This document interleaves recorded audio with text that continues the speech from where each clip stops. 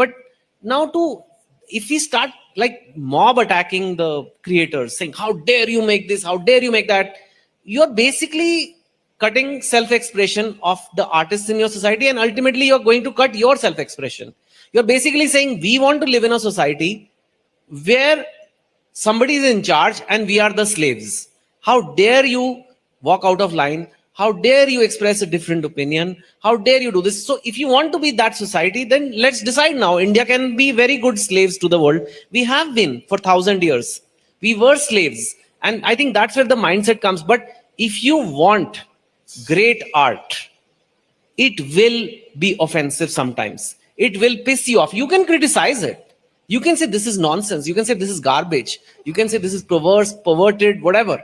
But if you say ban it, you're saying basically, rather than ban a book, don't read it. You don't want to read a book, that's fine. But don't ban books, don't ban plays, don't ban movies. Don't go and attack a theater simply because you have a problem with the theme. You can shame it. Forget, don't read it. You can even shame it. You can say this is a horrible movie. This is the worst movie ever made. This guy is a liar. That's okay. That's still a debate. But the moment you start saying ban it, jail him. So what happened when comedians? It has happened to comedians. It has happened to all kinds of artists of all kinds. And I've been lucky, and I don't go into those zones maybe that it offends people that much. But even if someone is offending, I am telling you, they are offensive. I found offensive artists in my country, but let them be there, because their freedom of expression is your freedom of expression. If you today cut someone's freedom of expression because it upset you, tomorrow your freedom of expression will be taken away and you will not have a democracy anymore.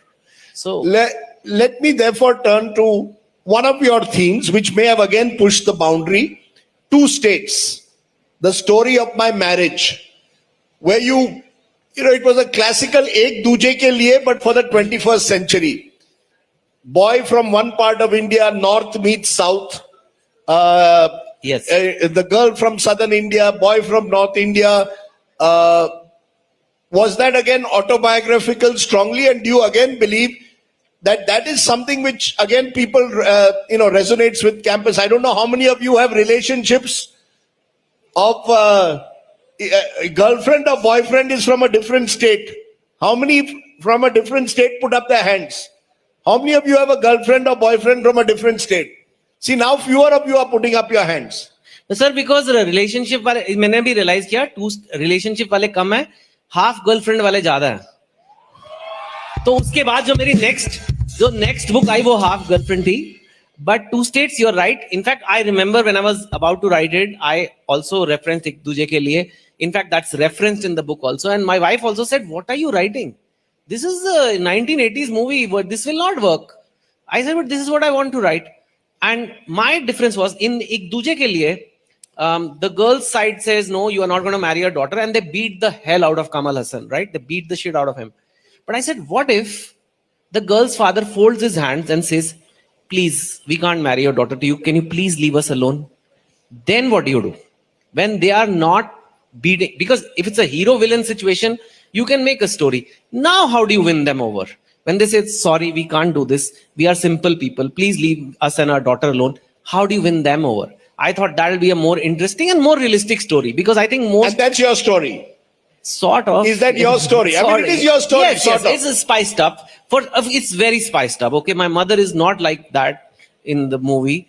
It's a bit exaggerated. Amrita also took it to a different level of mother-in-law. And yeah, even my in-laws are not so bad to me like they are in the movie. But because then you came up with half girlfriend. Yes, which everybody has. How many of you have half girlfriends? How many of you have half girlfriends? half girlfriend ka matlab half girlfriend, the boy is from rural Bihar and the girl was a sophisticated girl from Delhi. How many of you have half girlfriends? Sach batao, raise your hands. Man mein girlfriend. Instagram पे है अभी कर रहे हो ये तो सच्चे लोग. How many of you have Instagram girlfriends? You see, half girlfriend Chetan was written before the Instagram generation came. Yes. So in a way, you write a book in 2014. 10 years later, people are dating, even getting married based on Instagram relationships. You know, the world seems to be changing even faster than a fiction writer could imagine. Yes. No, so I have. In fact, my latest book, 400 Days, is about a child's kidnapping who, like, when they have to figure out who kidnapped her, they use Instagram to figure out. They see the girl's Instagram account. So it has changed. And yeah, the boys today, they think they have an Instagram girlfriend, but many of them don't. एक तो मैं आज इतने सारे लड़के यहाँ बैठे, मैं उन्हें एक चीज बोलूंगा, ये लड़कियों की फोटो पे लाइक करना बंद करो. ये जो तुम करते रहते हो ना, सारा दिन बैठ के थोड़ी पढ़ाई कर लो, कुछ करियर बना लो. एक कोई ऐसे अदिति ने फोटो लगा दी और तुमने ऐसे लाइक दबा दबा के इमोजी डाले जा रहे हो, एंजल फ्रॉम हेवन. क्या कर रहे हो यार? क्योंकि मैं देखता हूँ, I see these girls and I mean like, हम यहाँ राजदीप इतने लंबे लंबे प्रोग्राम बना रहे हैं, 50 लाइक्स, मैं बना रहा हूँ 200 लाइक. उसने एक फोटो लगा दी अपनी छुट्टी की गोवा की, बाप रे 2 लाख लाइक आ रहे हैं. एंजल फ्रॉम, और तुम्हें क्या लगता है कि तो तुम ऐसे लिखोगे और फायर का इमोजी लगा दोगे तो वो बोलेगी आदिति, यार ये मनोज रोज मुझे फायर इमोजी भेजता है. नहीं, अभी चलती हूँ उसके साथ डेट पे. कोई लड़की गई है आज तक ऐसे? This is simping and stop it. Just stop giving like. Only your girlfriend, you like every post of hers. Yes, अगर तुम्हारी गर्लफ्रेंड है तो उसकी पोस्ट 4 अकाउंट बना के लाइक करो, वो अलग बात है. पर ऐसे रैंडम आदिति आरती ये सब ऐसे करे जा रहे हो, तुम्हें क्या मिल रहा है इसका? हाँ, बंद करो ये. अच्छा, you are asking them to discover real love. Insta love में मत जाइए, रियल लव डिस्कवर करिए. You see that even with a book today, we are in this age of social media where whether it is Twitter, Facebook, Instagram, even Snapchat, everything is bite size. Now your book size is 200 pages, so you expect someone to spend at least a day, couple of days going through a book.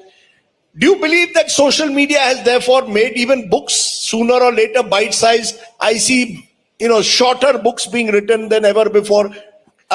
Do you have to adjust in a way to this social media age? To a certain extent, yes. My more recent books are shorter. They are even simpler to read. I switched to murder mysteries for a while because that is more attention grabbing and we are in the war for attention. So yes, you're right about that. At the same time, books have their charm, which Instagram reels won't. I try to write simple books that anybody can read, but Rajdeep, I must have one grudge against the publishing industry or literary crowd who कोई book उठाता है ना, उसे जज करने बैठ जाते हैं. अरे तू चेतन भगत पढ़ता है, तू सलमान रश्दी नहीं पढ़ रहा. Like they are creating a class system. और reels देखते रहो सारा दिन बैठ के, कोई नहीं, उसमें कोई नहीं कहता कुछ. Someone has finally picked up a book and we start judging it. कि यार ये तो ये पढ़ रहा है, इससे हाई लिटरेचर पढ़ा करो. अरे वो क्या करता है, वो किताब बंद करता है. He doesn't go to the high literature. He or she goes back to the reels. So guys, reading is important. आप reels किया करो. नहीं, हम we do reels. I do reels. I have a YouTube channel. I do everything. But guys, and I do everything. But reading is reading. It's like saying, there are some people who very proudly say, हम तो सिर्फ video देखते हैं, हम books नहीं पढ़ते. You know what it's like saying? गाड़ी है तो पाँव क्यों चलाने हैं? पैदल नहीं जाता मैं तो गाड़ी में ही बैठता हूं. Are you guys stupid? Right? You have to use your brain.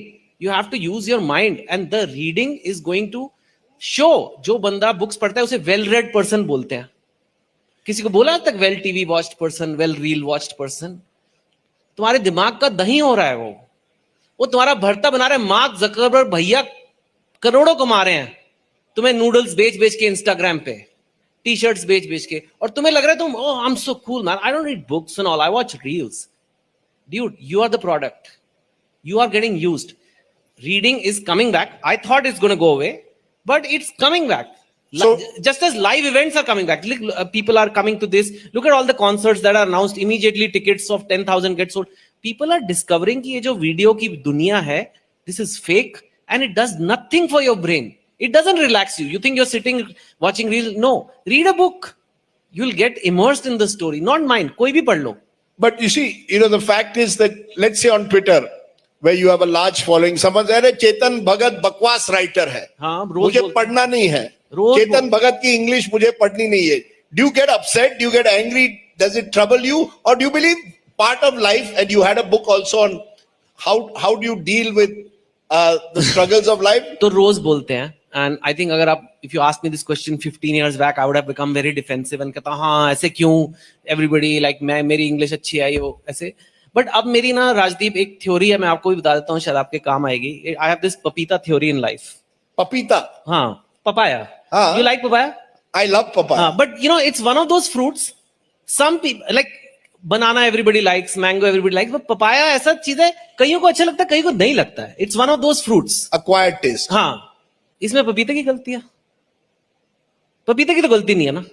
अब पपीते को क्या कहता है, आई हेट पपीता, पपीता क्या करे? आई लव पपीता, पपीता क्या करे? पपीता कोई केला थोड़ा ना बन जाएगा, वो केला बनने की कोशिश करेगा और खराब हो जाएगा. So I am the papita. You like it, great. Don't like it, okay, कुछ और खा लो. आपने हमें you given us a Instagram one liner, Chetan Bhagat पपीता है. पपीता, हम सबको पपीता थ्योरी अप्लाई करनी चाहिए लाइफ में यार, कि you know everybody will not like you. It's okay. सबको क्यों पसंद करना है तुम्हें? You are okay with that? I think we all have to be okay with that. नहीं तो सारे के सारे केले बन के रह जाओगे. केले, सारी दुनिया में केले ही केले होंगे तो क्या फायदा होगा? You know, because you wrote a book which became a very fine movie. I enjoyed it greatly. The 3 Mistakes of My Life. Kai Poche, yes. Kai Poche, which was set against the backdrop of the Gujarat riots. And it was how many of you have seen Kai Poche? Yeah, Sushant's first movie. You know, it was Sushant Singh Rajput's first movie, and it was a very, very good, well-made movie. It was a book which resonated with me since I had covered the Gujarat riots. So there you were actually pushing the boundaries in a way by talking about a contemporary event which divided people. Do you believe that's okay? Do you believe you were entering unfamiliar territory? Was that a kind of book which excited you when you were writing it? Yeah, I mean, I was very. उस time पे मैंने सोचा भी नहीं कि it could become such a big issue. But nowadays, when I see what happens to certain movies, I think it's a miracle that that book came out and went, and the movie came out and went. And I must give credit for something, you know. At that time, it was CM Modi, not PM Modi. And we had gone to Gujarat and we said, we want to make this movie. This is the story of this movie. It's like this. And we want to shoot it in Gujarat only because it's set in Gujarat. And he fully supported. And that is the fact. And we, in fact, shot all the scenes of Kai Poche where the temple and all are there, are shot in Vadnagar, which is his own kind of constituency. So maybe at that time we got all the support for it. And I think the movie or the story tries to be balanced. In that case, I think we did try to do that job. But imagine if such movies are never made. All the movies that are made are like, you know, just fantasy kind of movies, or ऐसे पुरानी कोई legend को लेके बना दिया. If we never make movies about education, if we never make movies about, you know, intercaste marriage or intercultural marriage, if we never make, isn't that something missing in society? सिर्फ circus देखने जाते हो क्या cinema? You know? So you're saying whether movies or books should tackle these contemporary themes, social commentary more and more? If you ask me, I'll feel that is the only reason to write them. But okay, you can write them for pure entertainment also. I don't judge. But I think that's what gives art purpose. Otherwise, to kahaniyan hai. You can all watch reels and do your time pass. Agar time pass hi karna hai to, but I think every story is an opportunity to make people think a little bit and give a broader narrative. And sometimes it make you feel uncomfortable. Let's say there is a movie on, I don't know. Would you write on Hindu? You know, there is this whole talk. I stretch my limits. No sweat. Not a wrinkle of worry. I'm Rutraj Gaikwad, and I choose to rise.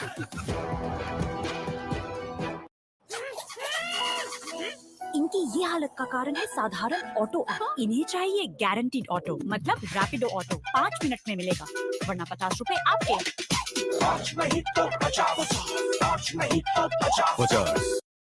Like that in the future? I could, but I mean, there are a couple of factors. One is if that, and you have to be honest with yourself, if that is the theme that is bothering you, not letting you sleep at night, you know, if you have some experience of that, like someone in the family had that situation or me, am I able to bring an angle to it, which is like somewhat unique? But yes, why not?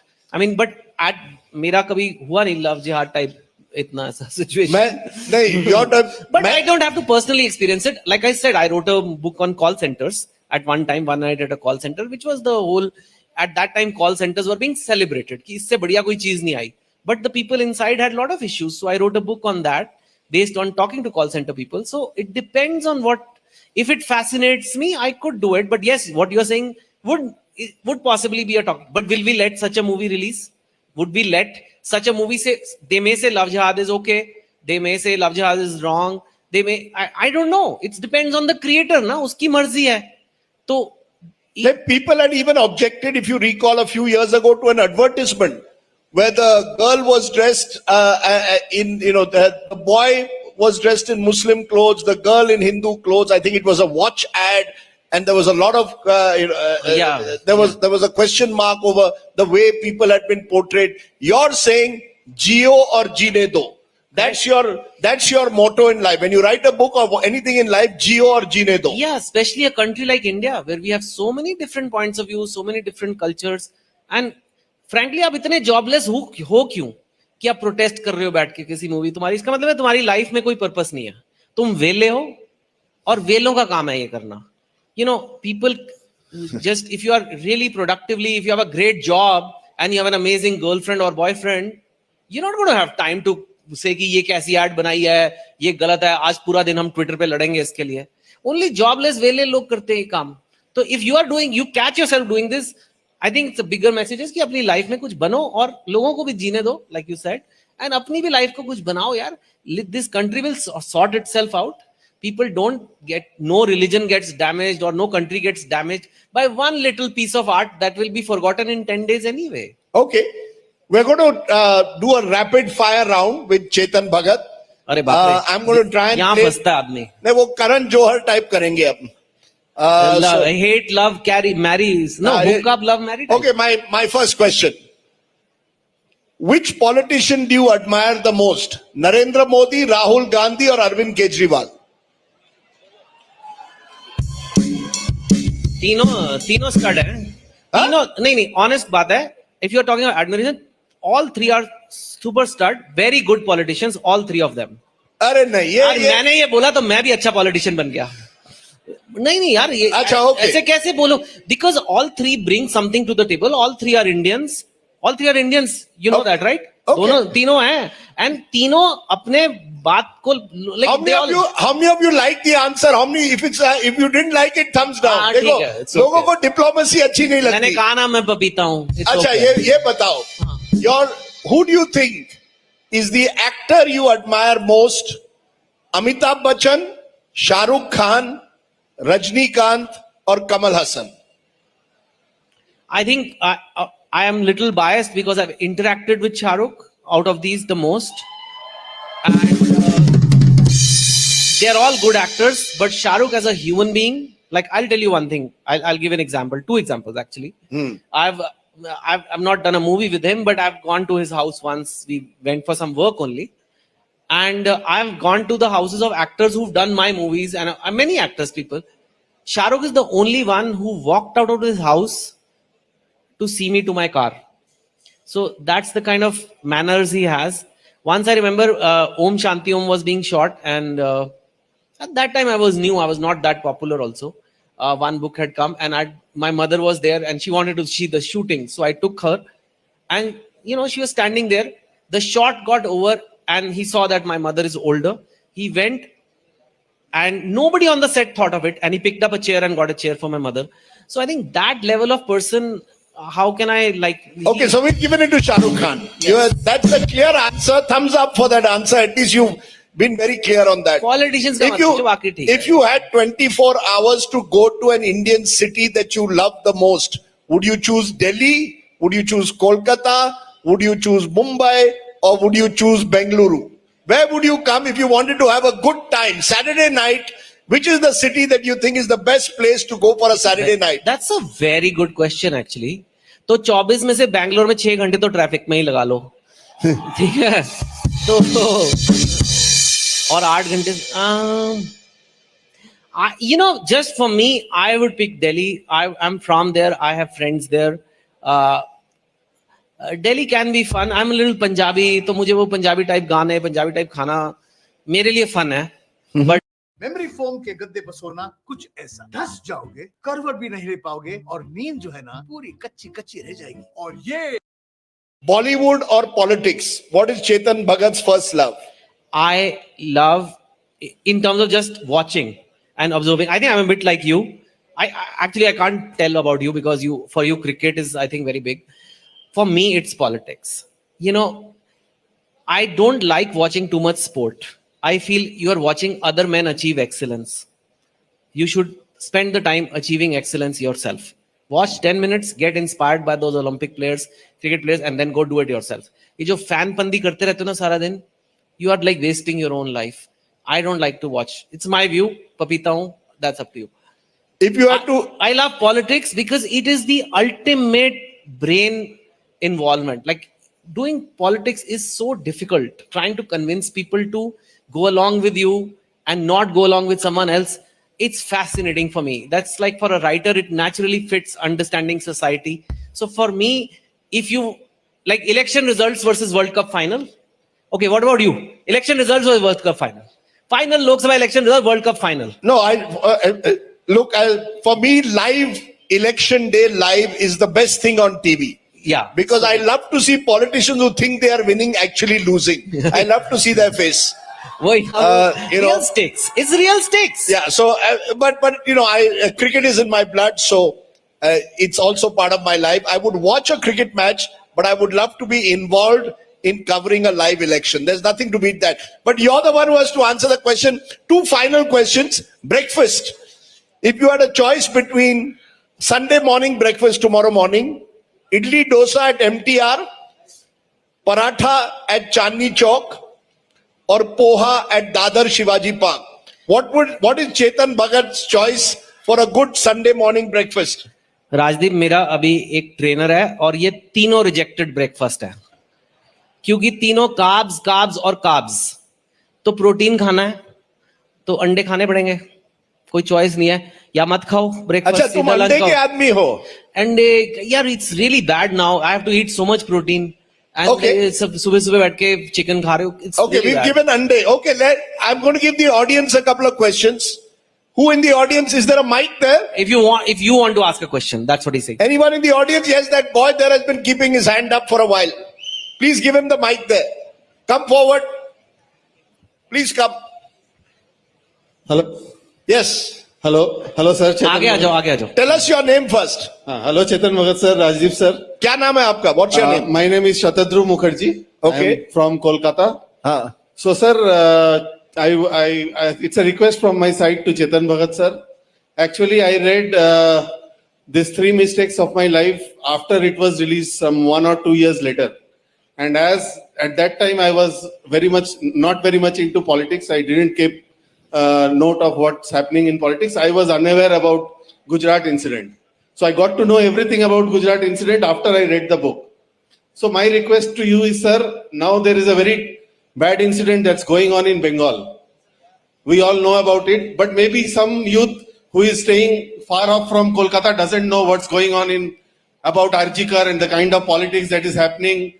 And this East Bengal. So you want him to write a book on Arjikar and what is happening? Yes, definitely. Okay. मुझे खुद ही नहीं पता है exact किसको पता है exactly क्या हो रहा है वहां पे अभी. So either way, if Randeep sir will be able to help. I'll be able to tell you if is that the kind would you like to write more and more on contemporary politics? I would love to, but like I said, you need to be honest with yourself that see there is a lot of problems in the country. There are some that we feel very strongly about. Like there may be someone in the audience who feels very strongly about animal rights, right? And someone else may feel strongly about something else. So it has to resonate with me for it to be an effective book. But definitely it is, something like this is, I don't know if I can do a book on a specific individual case. That's not my thing. Okay. But yeah. Okay, the girl here is wanting Yes, to ask there a question. also. Go ahead, ma'am. Yes, sir. I am actually a very big fan of you. What's your name? My name is Manya Singh. I started reading books because of you. Thank you. And your book, One Indian Girl, made me like, मुझे इतना interest आया that I am pursuing investment banking right now because wow. of you. Oh, thank you. अरे पर ये तो investment banker होते होते author बन गए. हाँ. But still, I would like to ask that what values did you got from IIM Ahmedabad which you carry right now? Like which you would. I'll have tell you. used. So, the course and all is good, but what that place did, I think, for me is a very underrated but rare quality is it teaches you how to think. And I know everybody thinks, but we don't really think. We are often reacting to things. Our thoughts are not our own. They are based on what other people have said to us. We've read somewhere, seen somewhere. And I would say the moment you learn how to think, which means how to solve a problem, you can solve anything in life, even your career or your health or anything else. The step-by-step way of thinking. So what's is your what you one learn. tip to this young audience for success in life? Everyone wants to achieve in his or her field success. As someone who went through a very unusual career journey, IIT IIM, went to investment banking, became a best-selling author. What's your one tip of success to the young? It's a lot of tips. I have a book called 11 Rules for Life. You can read it if you want to know fully. But I would say live a life of purpose and discipline, Discipline trumps motivation. Discipline trumps everything. Just hard discipline. I know it sounds fun. I wrote 2 states. 3 Idiots. It sounds like a fun thing. It's a grind to write. You've written a book this year, right? Isn't it one of the hardest things to do? I've been getting up for the last 100 days every morning at 5 in the morning. Because the only way you can write a book is between 5 and 9 in the morning when nobody disturbs you. Yeah. So are you willing to wake up every day for 100 days at 5 in the morning? So it's the hardest thing for me. Like IIT exam was nothing. And even though I'm writing a comedy, I'm writing a love story. The discipline a book requires. And even now that you've already done it, so I think just that. Okay. I'm not a genius. I'm not a huge writing talent. I have some talent, yes. But where I have won is because I've been at it for 20 years. And Lage raho. Lage raho, bas. Basically, apna time aayega, lage raho. That's the message. If you can continue to focus on doing what you do or what you like to do and are disciplined, you can become the next Chetan Bhagat. So Chetan, thank you very much for joining us. You're looking extremely fit and trim. Thank you, Rajdeep. You have also lost a lot of weight, and I heard like it's because of your son's clinic. My son is a facial aesthetic surgeon, so he makes me go on a particular diet. But you've been remarkably fit as well. I'm older And also than... discipline, Rajdeep. It's all discipline. Chaliye, discipline. The one first word at MindRocks. If you want your mind to rock, remember, stay disciplined. The one and only Chetan Bhagat, ladies and gentlemen. Give him a very big hand.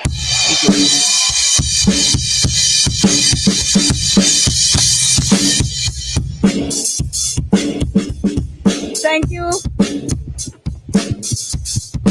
Thank you very much. Thank you, Chetan. Thank you, Rajdeep. We're going to have Rajdeep back on stage in just a few moments. But Chetan, if you could stay on stage with us. Chetan Bhagat, if you could stay on stage with us, please, for the moment. Let me quickly call on stage Salman Ahmed, Vice President, Presidency University, on stage to give a token of appreciation, please.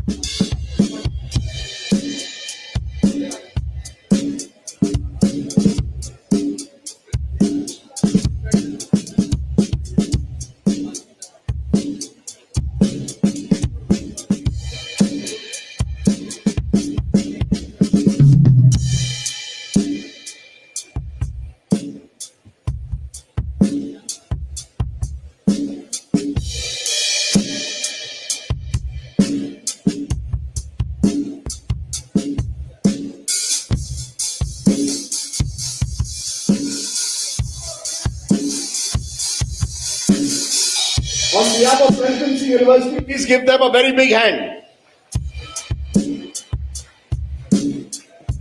Thank you very much. I hope you all enjoyed that session. A thorough entertainer is Chetan Bhagat, so is Rajdeep, and we saw a glimpse of that on stage for now. All right, so up next on stage, we have our drama queen. If I could elaborate here, the art of acting in multiple languages. Who better than Shraddha Srinath to give us a lowdown on transcending borders, all the way from the sandalwood Kannada film industry. She's now moved into Tamil, into Telugu, into Malayalam. A thorough entertainer herself, stellar actor, Shraddha Srinath on stage. Could we have some music to bring her in style, please?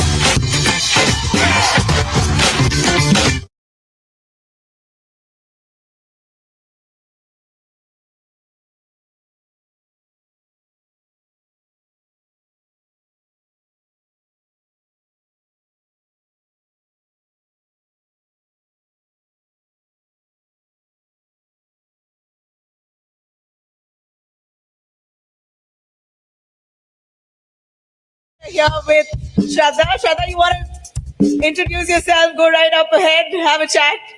Hello, ನಮಸ್ಕಾರ. ಸ್ವಲ್ಪ sound ಬರಬೇಕು. Saturday ಇವತ್ತು. ಇನ್ Friday ತುಂಬಾ ಜೋರಾಗಿ party ಮಾಡಿದೀರಾ? Okay, we are still in your college premises, so we can't be. But yes, hi, namaskara. Tumba khushi aagtide. I'm so glad to be here. So glad to be interacting with young people. Nabila, We're excited. I'm all yours. So I was telling Shraddha, both of us are in lemon green. So she said, When life gives you 2 lemons, what do? What do? that just brings to a rollicking start for India Today MindRocks. Thanks very much. Shraddha, I see that you have quite a following here. We're super excited to have you on board to discuss your films down south and your growth from what we saw in 2016 U-Turn, the Right. Kannada film that you launched yourself. A fantastic film, a super hit. Right. Slightly offbeat, which wasn't really likely of the sandalwood film industry. Right. But I think you were one of those who broke barriers at that point. Right. From then to 2024, what's Shraddha's journey been like? The journey has always been that of, your first movie and you're being launched. And when I remember people would ask me, so what do? I would say, I'm an actor. Oh, what have you done anything? No, I'm just finishing a film called U-Turn. It will release next year. Oh, what character are you playing? The heroine's friend or the heroine's sister? And I would be like, no, I'm playing the protagonist. Oh, hero yaru, they would ask me. So they wouldn't peg me to be a hero. And I was a little, I'm not your typical heroine material. And so my Instagram bio very cleverly says, oh, I'm patting myself on the back as I say clever, but it says heroine, actress, not heroine. Meaning to say, I just have so much more to offer. In terms of like whatever substance and so this is where I think my strength lies. So from being asked if you're going to be playing the heroine's sister or like hero's friend to today, it's been quite interesting. It's just, if I really truly believe that as an actor, you have to like it's looks, but it's also a lot of talent, and it's just sheer hard work that gets you here. So it's been a lot of ups and downs. It's been a lot of questioning yourself and wondering if, am I doing the right things? Am I on the right path? But it's been very challenging. It's been fun, actually. Yeah. You know, from the looks of it and how stunning you're looking here, I think it's been a great ride for you. Yes. And to be very honest, I was actually speaking to a bunch of them backstage, and a lot of them said that the films that Shraddha Srinath has been part of has sort of lit up because of Shraddha. She's brought so much to the table as part of her role and her character to a film that the film, more or less, even if she's not the protagonist, in a way revolves around her. Right. I don't know how you do that. I'm very selfish. I look for characters like that, and I will not settle for anything lesser than that. I mean, the thing is, the only thing I know to do is to act. If I had other talents, I would probably be, But doing other things. I think you're lying. No, but truly, the only thing I can do is act. And so for me, my acting career or the films I choose, they're so sacred. The choices I make, I feel like I put a tremendous amount of pressure on myself to pick the right kind of roles. because to me, I'm setting an example to myself. The Shraddha from 10 years ago would be so proud of herself and to see where she's reached. Of course, I could have done far more. I could have done 10 films a year, but I know what made me choose 3 good films a year. It's because I go to sleep happy thinking, okay, I feel challenged at work. I feel like I'm doing justice to the part. There could have been anyone else in my place as an actor. I just need to do justice to the fact that I quit my corporate job and I'm an actor, and I'm not just taking this life for granted. I cherish it very much. You know why I said Shraddha could be lying that she has no other talents? Let me tell you, for your fans, I'm sure they know that you're an advocate. You've studied law, and that takes a lot of work through the years of your education for you to be excelling in your education and then jumping to acting, and that was your choice. But you're a total multitasker, so I wouldn't believe if you say I have no other talent except for acting. Okay, I had 2 talents. She's an advocate, and I think it's amazing and refreshing to see someone who's done her education, completed it, and then decided to make the switch to acting. I want to know, and I want you to sort of guide our student crowds here today on how you made that switch. Because your family members, I'm sure, must have said, hey, are you acting? I'm not too sure. Are you... No, on the contrary, they were really supportive. Really? And I expected no less of them. Wow. But I also know young people whose families may not be supportive. Yeah. In that case, what does one do? Do you go against the odds? Do you fight your family members? Because at some level, they do have some life experience. Of course, they are a bit jaded and they are quite practical in the sense that, acting ella agala, idella tumba kashta. Exactly. And to be honest, in Karnataka, there is a sense of resentment when it comes to the film industry here, at least. Yeah. I mean, generally, and maybe I don't know, like it's a completely different field. It's like, there's no formula to be a successful actor. So how do you just send your child away, push them into the deep end and say, ja Simran ji le apni zindagi. But my parents were very supportive. However, it took I think they saw in me that I was very, very determined. And I remember not asking them. I remember I went to them in their room and I said, I told them, I didn't ask them, I said, this is my decision. I want to quit law and I want to take this up and I want to see where it goes. So I'm letting you know. I'm not asking you for your permission. So this was very bold of me also. It's very unlikely because I'm totally mama papa's kid. I'm a very papa hudgi. But this is something I did and they were super supportive. Again, but then because I was it was a multitude of things. It was YOLO, I'm young. I can choose to, I can afford to take this decision now of going freelance, being an actor. And maybe if worse comes to worse, if things go, really haywire, things go really bad, I can still go back to a desk job. It's okay. At least I will have tried. Like at the age of 50, you don't want to, at the age of 52, you are fully allowed to take risks and make decisions. And, there's crazy never stuff. An age bar. There is never. Yeah. But that was one of the things that made me say, hey, you know what? I think it's a good time to try now. Also, I was not a very good lawyer. Can I tell you this? Like I studied 5 years of law, and I think after second year or third year, I realized that it was just not my thing. Somehow because I was a smart kid, I cleared my exams really well and everything. So all of that was fine. But you can either be happy or you can pretend to be happy. And I was pretending to be happy as a lawyer with a really good pay package and all of that. But I realized that, oh my God, my true absolute joy lies in, acting on stage, rehearsing with my co-actors and, finishing a play and, receiving that round of applause and sometimes absolutely no claps, like crickets chirping. I have had shows where after my plays on a Friday afternoon, it was 1/4 full auditorium. Nobody even responded. Nobody laughed at our punchlines of our play. But post that, we'd all still be very happy. We'd all still go to the director's house. There would be biryani and Coke, and we would just that would be our party. Life was so simple. I really truly found joy in that. So I realized that I'd rather live a simple but fulfilling life than lead a life where I just find no joy in. So yeah. Absolutely, right? And then your first plunge was, or first film was U-Turn. Yeah. Why don't you take us through your high points of your career on the best, the actors that you worked with? Your most favorite star that you've worked with? The high points of my career, the very first would be the night before U-Turn released. It was Bhumika Theatre, Majestic Khatra, somewhere near Corporation, and this was the premiere show where fans had bought tickets to watch the show. And I got out of my Innova with 8 other people in the car, and suddenly, all like phone cameras moved towards me. And everyone's taking pictures, and it was a very filmy paparazzi moment, but I could suddenly see the attention shift.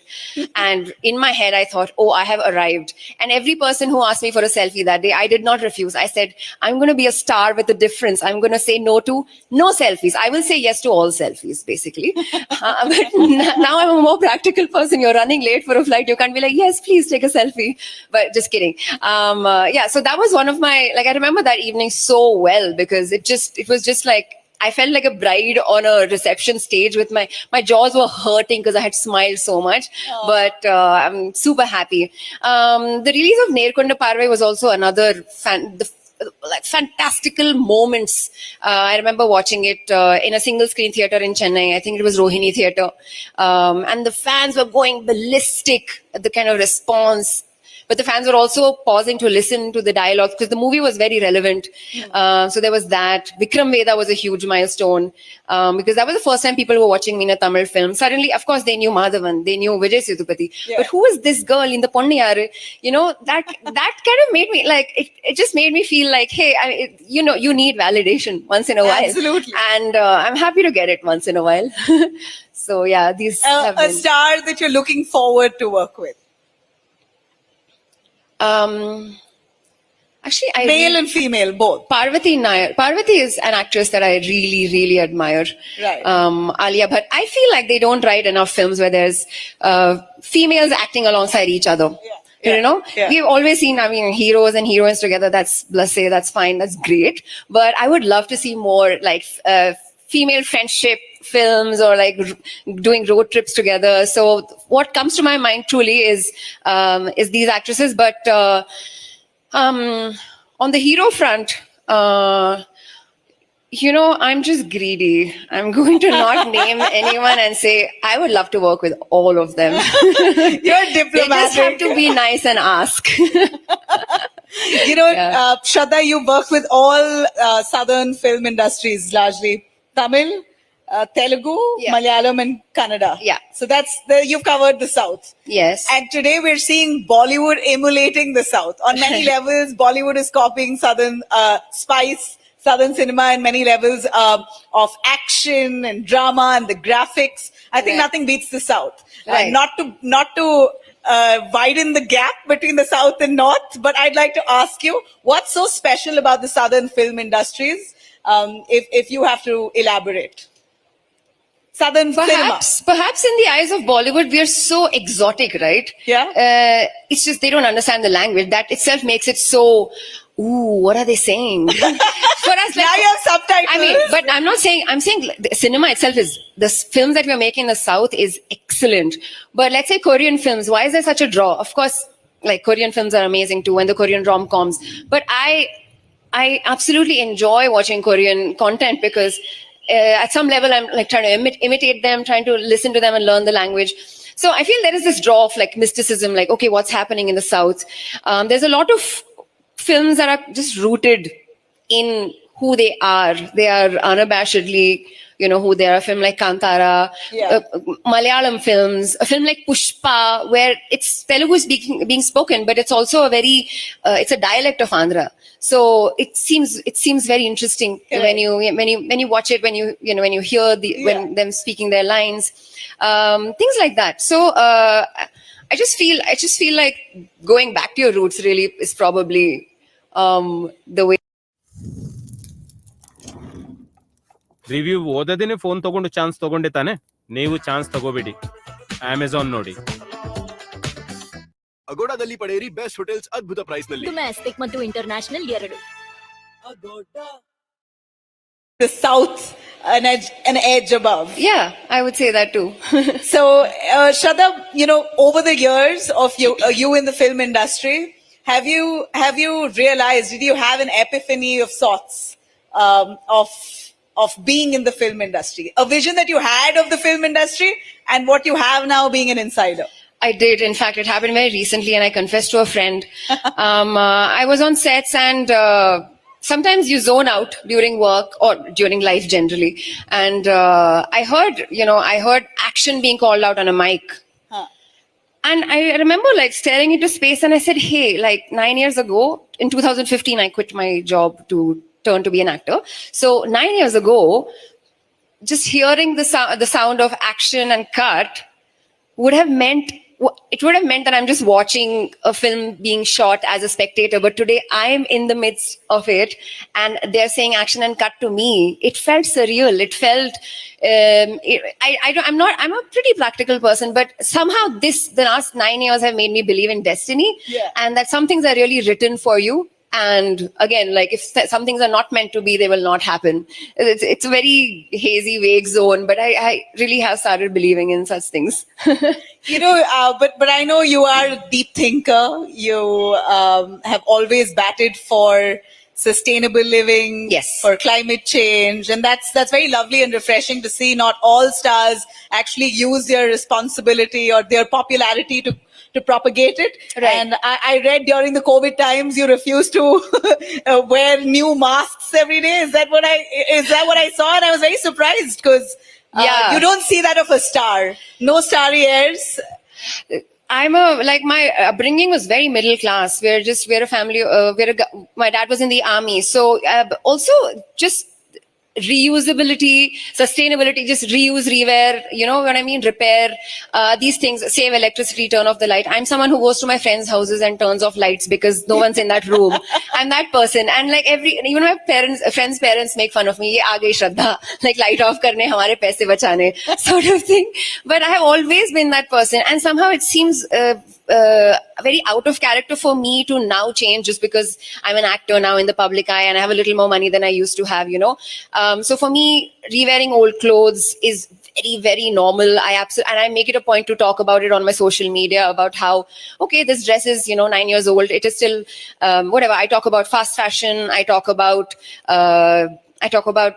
saying no to plastic. I talk about many things. We are, though, living in 2024, and there are some things you cannot avoid. If someone asks me in my DMs, oh, but what about the number of flights you're taking? I mean, it is a fast-paced life. You have to get somewhere because, I wish I could take a train. And I took a train as recently as March 2024. I went with my family from Delhi to Jammu on a train.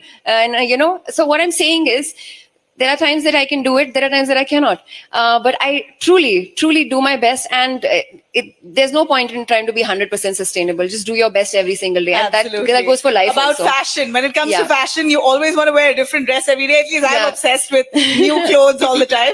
How do you deal with that? And the thing is, it's so easy and it's so tempting. Now the spending power is so much more, and your fast fashion brands are selling things to you which look so trendy. And like you're seeing everyone else around you dress up so fashionably, you don't want to be left out. Correct. For me, it's just I believe in fashion that's timeless. So skinny jeans may be out, but I'll still wear skinny jeans because I can, because I am the one setting my own fashion statements. But also just reimagine, think of how else I can wear this, and just the point is to look well presented. The point is to look good, and you look like everyone's beautiful. We look great no matter what.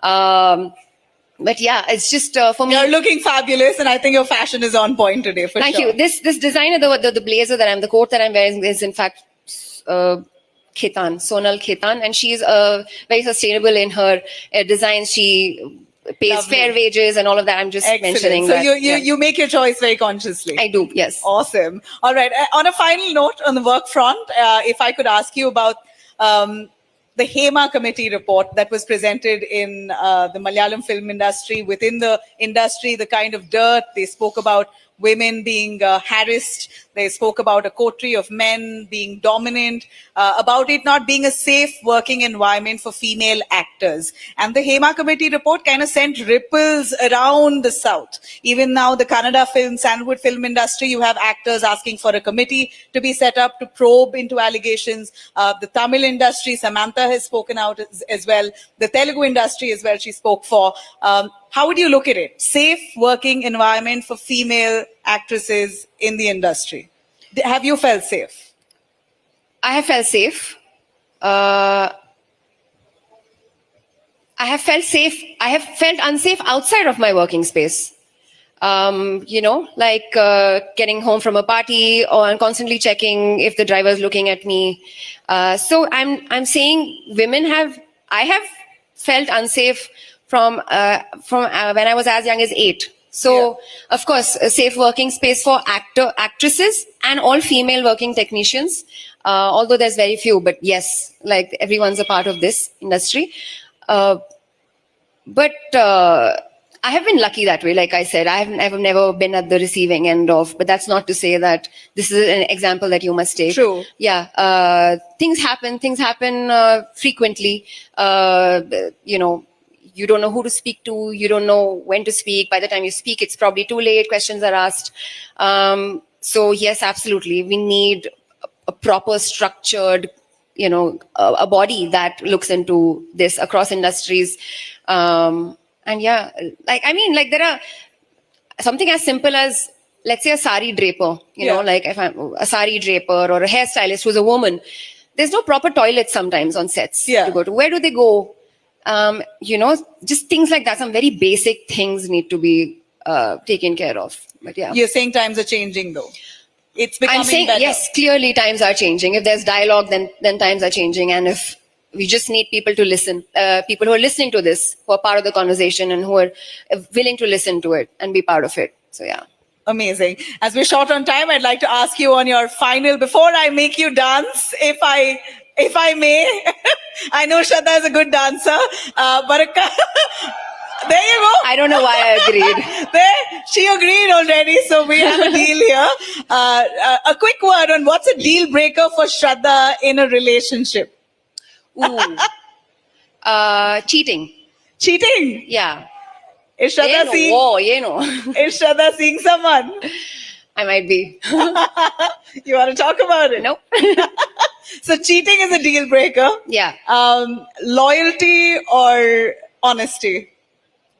Both. Why not have both? But also an emotional quotient, just emotionally intelligent, people who are regulated, people who are willing to communicate, not toxic, people who believe in equality, that kind of a person. Awesome. So you want to tell them about the movies that's coming up for you? In Telugu, there's Mechanic Rocky with Vishwak.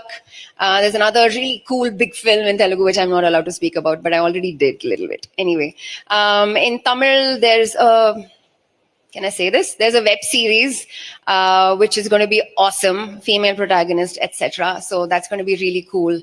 These are the 3 projects ready, and they're going to be out anytime now. Lovely. So let's shake a leg. Do we really have to dance? Yeah, come on. If I can, there you go. You don't want to. You don't want to see me dance. Why not? Can we have that song?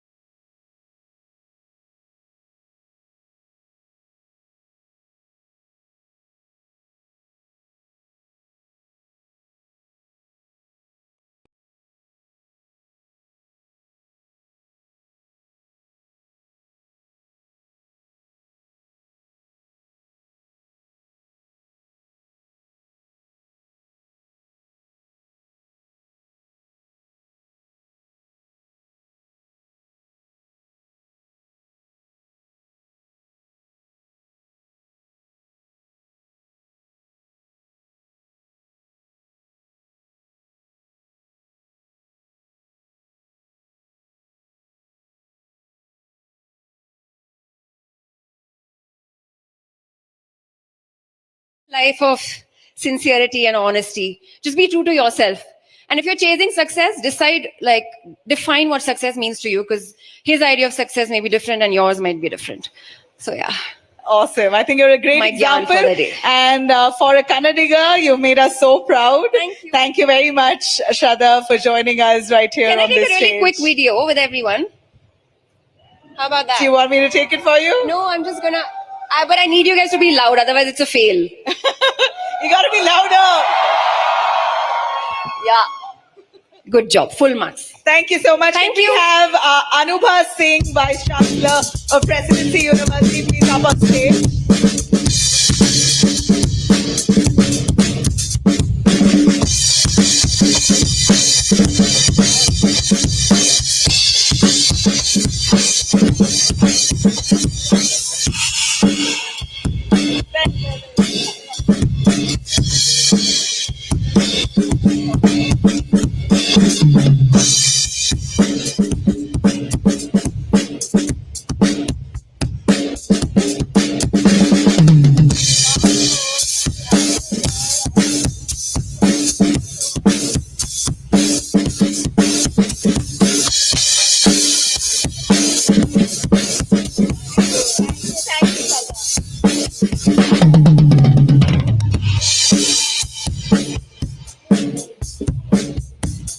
Thank you very much. Guys, you were a great audience. I hope you all enjoyed it.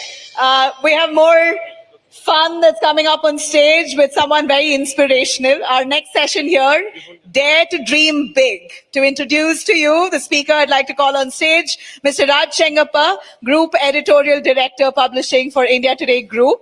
And I'd like to request Pawan Kumar Chandana, founder of Skyroot Aerospace, joining us on stage. Enriching fun conversation right here. Just for the moment, sir, they're placing your chair. Oh, okay. My bad. All right, please come on stage.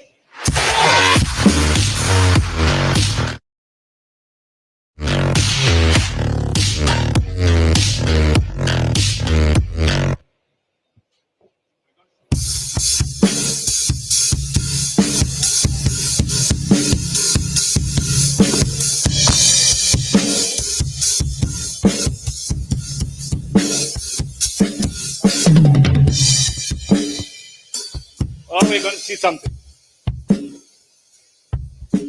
Good afternoon, everyone. I'm from Bangalore. I grew up here, now Bengaluru, Namma Bengaluru, and I studied not far from here. And here I am as editor of India Today. And after that fantastic star performance by Shraddha, we have someone who's shooting for the stars. Pawan Chandana, CEO, hi Pawan, CEO and co-founder of Skyroot Aerospace. Not far from here is ISRO, our big giant ISRO, Indian Space Research Organization. But Pawan is carving and blazing a trail of his own. He is India's first private company to launch India's first private rocket launcher. So let's give him a very big round of applause. Namma Bengaluru. Yeah. Look, has any of y'all watched a live space launch? Anyone? Hands up. Great. Do you remember that experience? Firstly, if you haven't, you must go across. ISRO allows you to watch these rocket launches, right? Here in the east coast of India, Shar, Sriharikota. And one of the best scenes, I took my son to it, is you would never have heard a sound and lightning show like that. Am I right? Firstly, the sound. You guys play your loudest band here. Which is your deepest bass? Just do bang, bang, bang, bang.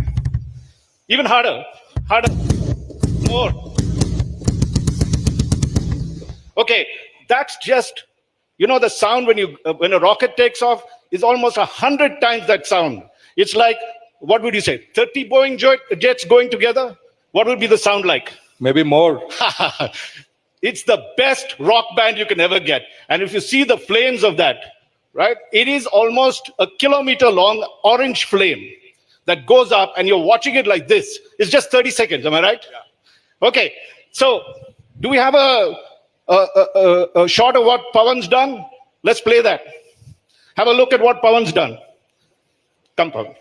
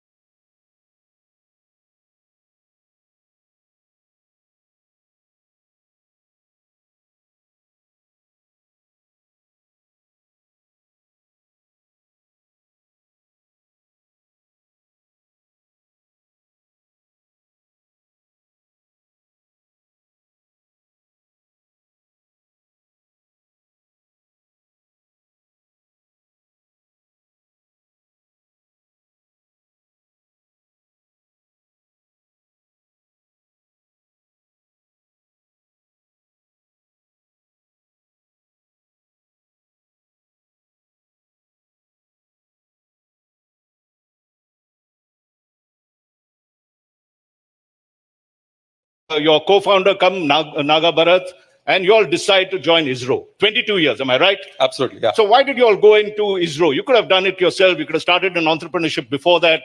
You would have had the lead on what prompted you to go to Indian Space Research Organization. Yeah, so in fact, like especially people in the IITs, they want to join companies or go abroad, get fat paychecks, etc. But in fact, I was very clear that I am really very fascinated with rockets, and I want to do something very exciting with my life. But still, I want to start a company at that point of time. But I never imagined that a rocket company would be something in my mind at that time. But I wanted to start a company, but didn't have the guts to start straight out of college. But my fascination is towards space rockets, so took on that leap of faith and joined ISRO as a scientist straight out of college, which very few people choose, especially from the IITs, actually. Yeah. And both Nag Bharat and him, they built the GSLV. Of course, you were in charge of the GSLV and he was in charge of the electronics. GSLV, guys, is the Geosynchronous Launch Vehicle 3. It is ISRO's biggest rocket ever. It's the third largest rocket launcher in the world. Am I right? It's giant. If you look at it, even that, Pawan, your first rocket's about that high, right? This yeah, it's 7-storied building tall. Yeah, maybe right? Of that height. Yeah. Right. And so you quit ISRO. I mean, this was a fantastically safe-paying job. You had the best rockets that you're building. Why did you quit? So in fact, and let me tell you, he was 28 years old when he quit. Am I right? Yeah. You're right. Yeah. So in fact, since college days, like I told, I always wanted to be an entrepreneur because I believe that entrepreneurship brings a lot of independence, can create a lot of impact in the country, and I strongly believe that entrepreneurship is going to change India. And I always wanted to start a company, but I didn't know what to start, where to go. But my fascination is always to tech. So I joined ISRO, and I would say, even though I graduated from an IIT, I really became an engineer after joining ISRO.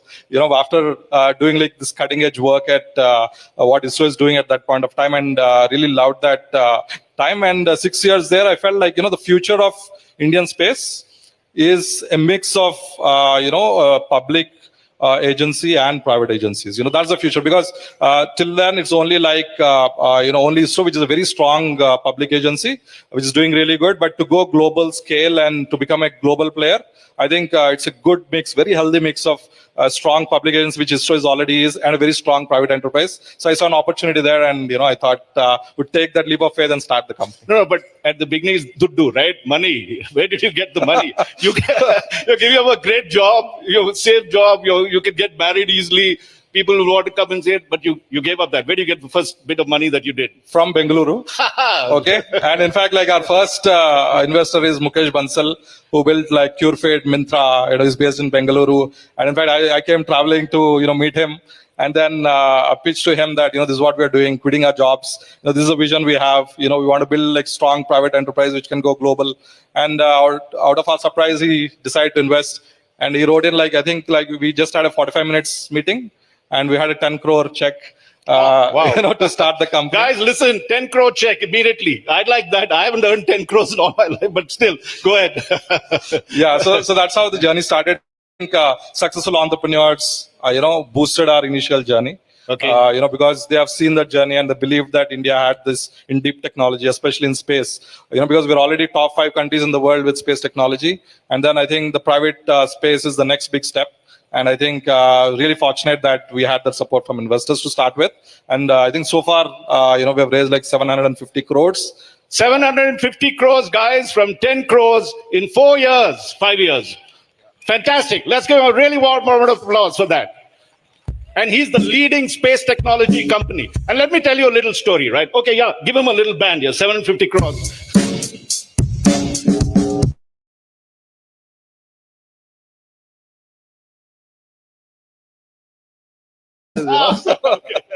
Okay, just a little story, right? I went to Pawan Chandana in November 2021 to his office. Hole in the wall cubicle. Yeah. Naga was sitting right there, and he showed me these 2 models, about this big. I looked at it. I've been covering space for 3 decades. I looked at these guys. They were 28, and I said, "Are you crazy? You're going to put this up in 6 months' time?" I don't believe you, but we put him on the cover. And by November 2022, he had done it. And that's incredible, because I know space rockets take 10 years, an incubation period where you could get exhausted, you could lose burnout very quickly. So what was the magic formula you did to speed the whole process and build a rocket in 2 to 3 years when normally it'll take over a decade? I think so. One of the biggest things is that we are standing on the shoulders of giants like ISRO, who has built a wonderful ecosystem. Like, for example, the rocket which you're going to launch in few months, it has 400 suppliers from India, which is already built like over decades. So that kind of infrastructure is already built. So that is one advantage we had. And second is, like, I think we are a company which is driven by real passion and vision of the future. So everybody in the company are driven, and we want to achieve the big things. In fact, we say our whole goal of the company is to open space for all. We'll start with opening space for satellites, and literally we want to create space so easy to go to space that we can just hop onto a flight and go to space. So that kind of vision-driven approach puts us to our toes, get us working. Push ourselves, push the boundaries, and execute things. I think. Well, there's a little, masterclass for you, how to get ahead quickly. There are more tips to come, but Pawan, talking about your first rocket, right? That is Vikram S, which we just saw, the beginning, as they call it, very dramatically. And that rocket's about, what?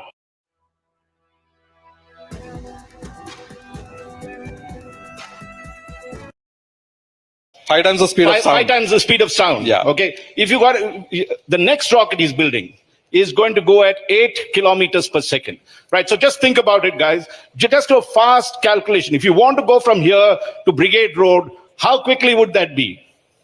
2 seconds, 3 seconds. That's the kind of rocket you're doing, right? But tell us about that. Now, that is going to be, Vikram S was your proto, right? It tested. There was some fantastic technology which you need to talk briefly. I know we're not all science students. I wasn't. I was an arts graduate. So don't do the jargon. Technologies that you mastered. Just tell us that about it. I think one is like the launch we've done Vikram S 2 years ago. It's built the entire with carbon fiber. So basically, if you might have seen steel, aluminum, we think that metals are strong, but carbon fiber is 5 times stronger. So that's what we have used. It's the material which is the lightest, strongest material, and we build the entire rocket with that. Wow! I think that is one big innovation we have. Now, guys, just get this, okay? You're putting a 2-story rocket. You're using carbon fiber. Why do you use carbon fiber? Because every single kg that you try to push up requires a lot more fuel, rocket fuel, and that's the trade-off. If you build lighter rockets, you can put more payload. Payload is your satellites. It's what you use for your telephones and everything else. That's utility, right? To scan the Earth and do Earth sensing. So every kg. So carbon fiber is the cutting edge of space technology. And Pawan, you're the first, Chandana, for first putting it up. Am I right? In a rocket, Indian rocket. Yes. Yeah.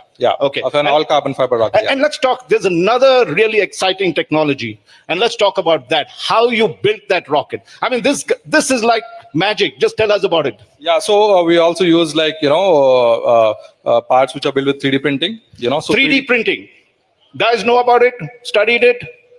Yeah, talk about it. Yeah, so 3D printing is, I'm sure like most of you have seen like 3D printers here and there. So you build layer by layer, you just put powder, you melt it with a laser, and you become like, you build the part. It's like magic, literally.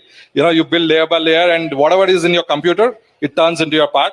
And that's how we build rocket engines as well, where we build with super alloys. I mean, like extremely hard materials which can take like very high temperatures, etc., and we print it out. So what happens is that whatever traditionally takes several months, sometimes years, will be reduced to manufacture in just few days. So that's and look, he's talking of temperatures. You know what the temperature is? 1,000 degrees or more centigrade. That is the temperature where steel melts, and you're sending this rocket, which is like a time bomb. Which you're standing next to it. It's got so much fuel, if it explodes around to you, it's like a little bomb. Let's not talk about that. We don't want to talk of failure. That is pushed up, and carbon fiber is the one that resists it. And the most important thing about 3D printing, correct me if I'm wrong, is that in a traditional rocket, you have about 1,000 parts. So every part, space is unforgiving. So any mistake, any error, even a 99.999%, you have to have accuracy. 0.09, if it fails, you fail up in space. So it reduces the number of parts to just what? 3, 4, 5. One part. Wow. Okay. Okay. And that's the great innovation. Now I think he's doing the next big thing, which is in 2-3 months, we're going to have the most exciting launch, Vikram 1. Tell us quickly about that, Pawan, and then we're going to get to other stuff. Yeah, so Vikram 1 will launch whatever we have launched 2 years ago. It's more like a test rocket. It goes to space and then falls in the sea. Its purpose is to test technologies, which we have proven and gives a lot of confidence. And what is going to go commercial is actually launching satellites. So this rocket, which we are going to launch in few months from now, is called Vikram 1, which is like the bigger brother of Vikram S. And it is 7-storied building tall. Wow. It can launch up to 400 kilograms to orbit. That 400 kilograms. Anyone got it? It's like Maruti car is about 1,000 kilograms, or Maruti is out of date. What is the comparison? Maybe a bike to space, Right. So, a huge bike, 2 bikes you're setting up into space, right? Okay. Yeah, and then in fact, like a mobile phones, satellites are getting smaller. And more than 80% of the satellites which will be launched in the next decade will be below 500 kilograms. So wow. That's where that's where we're building smaller payload vehicles, but still like the rocket is 7-story building tall. You need that much energy to go to orbit, and we'll be launching multiple of those satellites to orbit. And it has the same architecture. It's again all carbon fiber rocket. It uses 3D printed engines. So it's basically, as I said, it's the bigger brother of what we have already done, but more complex, much bigger, more energy, and more commercial. Right, and let's come to the turning point in some sense of your life. You took the big risk, 2018. 2020, right? Am I right? Is when the Indian Space Research Organization makes this dramatic announcement during the period of COVID. The Modi government says the Indian space sector will be free. No more will Indian Space or ISRO build and launch their rockets on their own. Private builders like Pawan, Chandana and others can come in, not only build rockets, build satellites, use the ISRO facilities and launch them on their own. That was a game changer, am I right? What did it bring? What did it do to Indian startup industry? How many startups do we have? And how's that going to be a game changer? So 10 years ago, there was maybe like 1 or 2 startups. Now there are 200 startups. Wow. So I think that's the kind of revolution the policy has brought in. And now you can build your own space stuff. I am sure like many of you will become entrepreneurs. I hope like some of you become like space entrepreneurs. And now doors are open. You can build your own solutions, build satellites, launch rockets, you build space solutions. There's so many opportunities. There's 200 vibrant different startups building different space products in India, thanks to the policy. And we are also enabled by that. Now we get to use a lot of test facilities of ISRO. All the rocket firings we do at ISRO. The launch you have seen, the launch pad is ISRO's launch pad. We use ISRO's launch pad in Sriharikota. So we get this access, which, decades of wonderful infrastructure built in the country is given on a platter to startups to explore, which is, I think, a legendary policy which has transformed. Now, thousands of people are being employed by just the Indian private space startups. And, hundreds of millions of dollars of money has been invested in them. I think this revolution, just happened in the last 2-3 years. It's very nascent new. I think, we need to add to those 200 startups. I wish like many startups come from here as well. Well, you're the next Elon Musk of India, but there could be a lot more Elon Musk. We just saw what Elon Musk did. If you're reading the papers, watching your mobile news or whatever you do to consume it, you would have seen Polaris, right? The first space tourist going up there. He's a billionaire himself. He's like you and me. We just walk on, get into a spacecraft, and we do a spacewalk. I mean, at one time, that used to be big news. How do you see space tourism? Where do you fit into this genre? What are you going to focus on? Where does India need to keep its strength? Absolutely. So I think like where I imagine is like in next 15, 20 years, I think it will be quite regular to go to space. I'm sure like this generation, many people would, want definitely go to space. You're just 32 years old. Yeah? You're the same. Yeah, sure. I'm still a decade older than them. So yeah. So I'm sure like, everybody, I think the current generations, we all will get to go enjoy space. Maybe like we'll celebrate a birthday in space. Probably, enjoy a life event in space, stay in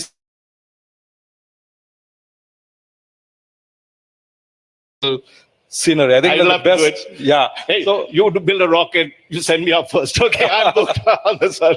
Absolutely. Yeah. But we got a couple of minutes, just a minute actually. Let's look at what are the big management tips you would give. You were an entrepreneur, you were a technologist, you went into IIT, you came and built one of India's first rocket. What are the 3 or 4 things that even I could learn, or all of us here, as to how we should get there? What are your life learnings from this? I think first most important thing is like, I think being very decisive. take decisions quickly. Being decisive, right? And number two, only two I have. So number two will be what I call is that people engineering. Right. So that is like people, like the country is a set of people, company is just a set of people. People have the word who build the company, and people have to be like legendary. Literally, you have to build a team which is so good, execute things repeatedly so fast, and I think people are everything. So people and their culture is very, very important. And like we have two engineering streams at Skyroot. One is rocket engineering, other is people engineering, and we see that the people are better and better with time, so that they can deliver on the big vision of opening space for everybody. Okay, just 15 seconds. Your best moment of your life. I think the launch. Gosh, your wife will be angry. I thought you would say, falling in love. Come on, guys. I think my wife is watching. Hi, Niru. So you did a high five with her. So yeah, I balanced it with that. But I think the launch moment was extraordinary. Even my wife was there in the mission control, and you blew a kiss to her. and it was like so tense. It was like it was like live everywhere in the TVs, and then the rocket is launching, and anything could go wrong in the rocket. A zillion things can go wrong. You just imagine like the kind of state I'm in. Like it's a mix of tension and excitement. Excitement that we're going to do something big, and tension that anything can go wrong. I think it's a very unique experience which I experienced, and the moment the rocket just flew right, I think it's the best experience I felt so far. And for all Indians, let's give Pawan Chandana a fantastic applause for this. India's first private rocket launcher, Pawan Chandana. Thank you very much, Pawan. Thank you. Thanks, everybody. Thank you. Thank you.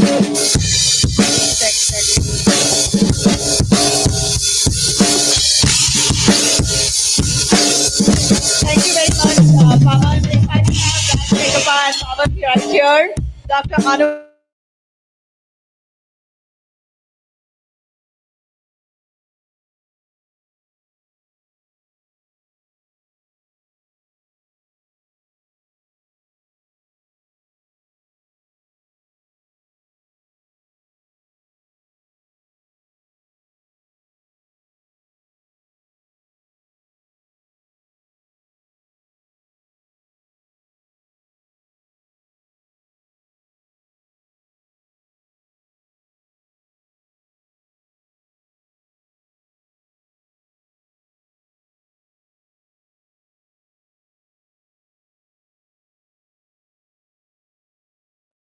Pawan, I hope all of y'all enjoyed. Up next, we have Progressive Karnataka, a vision that the cabinet ministers hold very strongly. Strategies for inclusive engagement of the youth. To introduce our speaker today, I'd like to call on stage Rajdeep Sarde.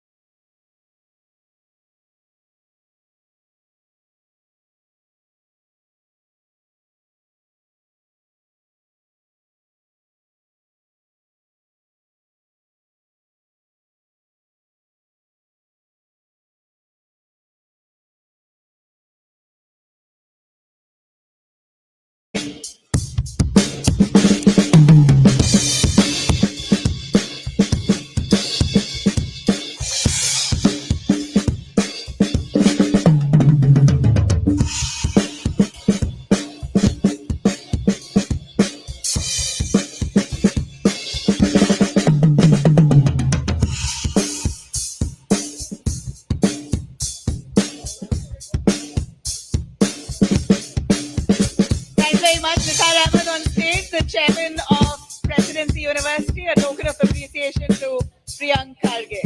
We also have Suhail Ahmed joining us on stage.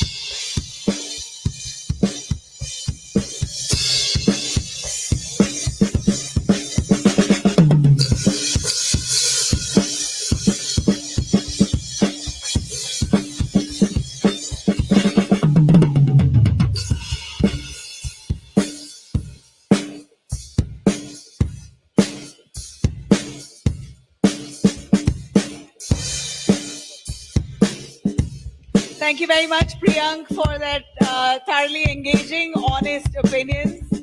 Thank you, Nisar Ahmed, for joining us on stage.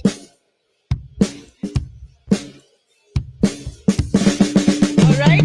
After that candid, frank, honest chat, we have a very interesting session that's coming up next here. Here we have beloved creator who's remodeled himself to an actor. And to introduce this speaker, I'd like to call on stage, of course, India Today's star, Saurabh Dwivedi, editor, India Today Hindi and The Lull Top. And along with him will be on stage Bhuvan Bam, actor and content creator. We're just waiting.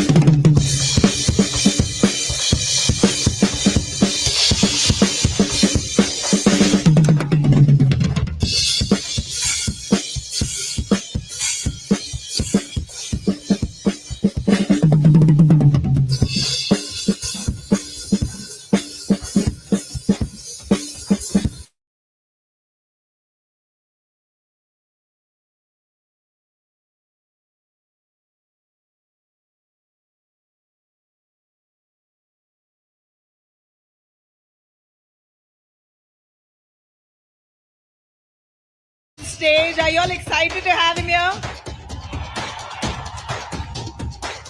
Presidency University, how excited are you? How excited are you?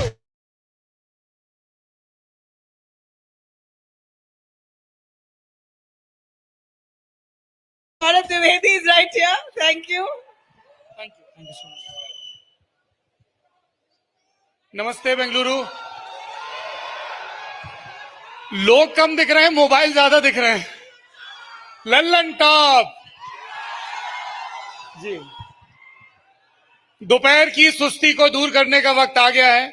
मुझे पता है आप बहुत जरूरी dates, one time messages वगैरह को छोड़कर इस माइंड रॉक्स के लिए आए हैं, इसलिए बिना देरी के मैं मंच पर आवाज दूंगा हिंदुस्तान के सबसे कमाल यूट्यूबर, कमाल के एक्टर, राइटर, सिंगर और हमारे दोस्त भुवन बाम को. पैसा दासंगा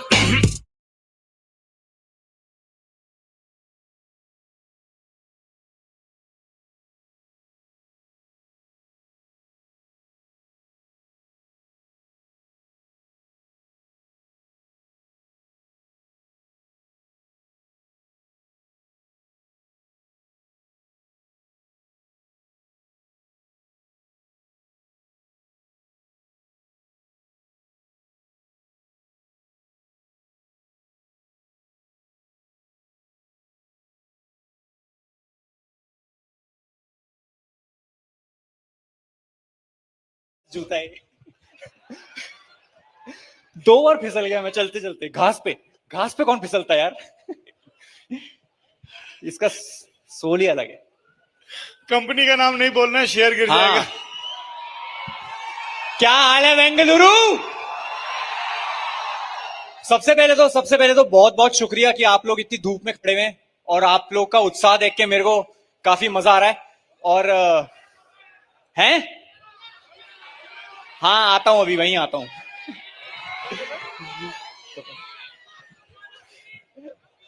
जी बाथरूम वाले सीन पे ले चलेंगे आपको. आपकी उम्र भी अभी वही है, पर थोड़ा बाथरूम से पहले ड्राइंग रूम में आ जाओ बेटा. ऑलराइट भुवन, सबसे पहले तो आपको बहुत मुबारकबाद. हम में से कई लोगों ने देखा कि YouTube पे लोगों की जर्नी शुरू होती है, बहुत कमाल की होती है, पर उसको अगले स्टेज पर नहीं ले जा पाते हैं लोग. और आपने अपने प्रोडक्शन के तले सीरीज बनाई ताजा खबर, जिसका सीजन 1 आया और सुपर हिट रहा। ये हॉटस्टार का उस साल का सबसे ज्यादा देखे जाने वाला शो था और अब आप उसका सीजन 2 लेके आ रहे हैं 27 सितंबर को। क्लीशे सवाल है पर जरूरी सवाल है।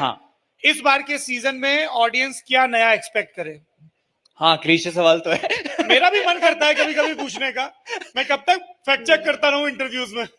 मेरे को ये सवाल का जवाब देने में डर लगता है कि कहीं मैं कुछ स्पॉइलर ना दे दूं।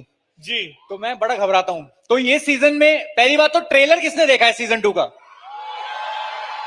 और शेयर किसने किया है? बहुत कम हाथ उठे हैं दोस्तों। इसके बाद जाके एक हाथ शेयर मार देना अपने व्हाट्सएप ग्रुप पे, फैमिली वाले, और सोशल मीडिया पे भी कहीं ना कहीं फैमिली वाले ग्रुप पे मारना है सिर्फ। हाँ, फैमिली शो बनाया सर। ये बीबी की वाइन्स प्रोडक्शंस में फैमिली शो भी बन जाते हैं कभी कभी। पर सीजन 2 में सीजन 1 से बड़ा है। सीजन 1 से मेरे हिसाब से बेहतर है।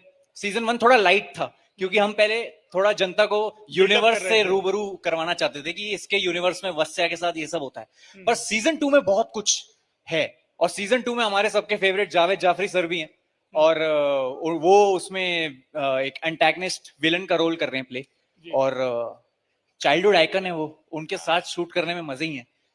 आपने जावेद जाफरी का जिक्र किया, तकीशी कासल पहले वो वॉइस ओवर देते थे, फिर आपने दिया जी। वो तजुर्बा कैसा रहा आपका? बहुत डरावना। हाँ, क्योंकि जावेद सर को उनके शूज में पैर डालना बड़ा मुश्किल है, क्योंकि वो जो कर चुके हैं उसमें पैर डालना बड़ा मुश्किल है, लेकिन एक्साइटिंग भी है।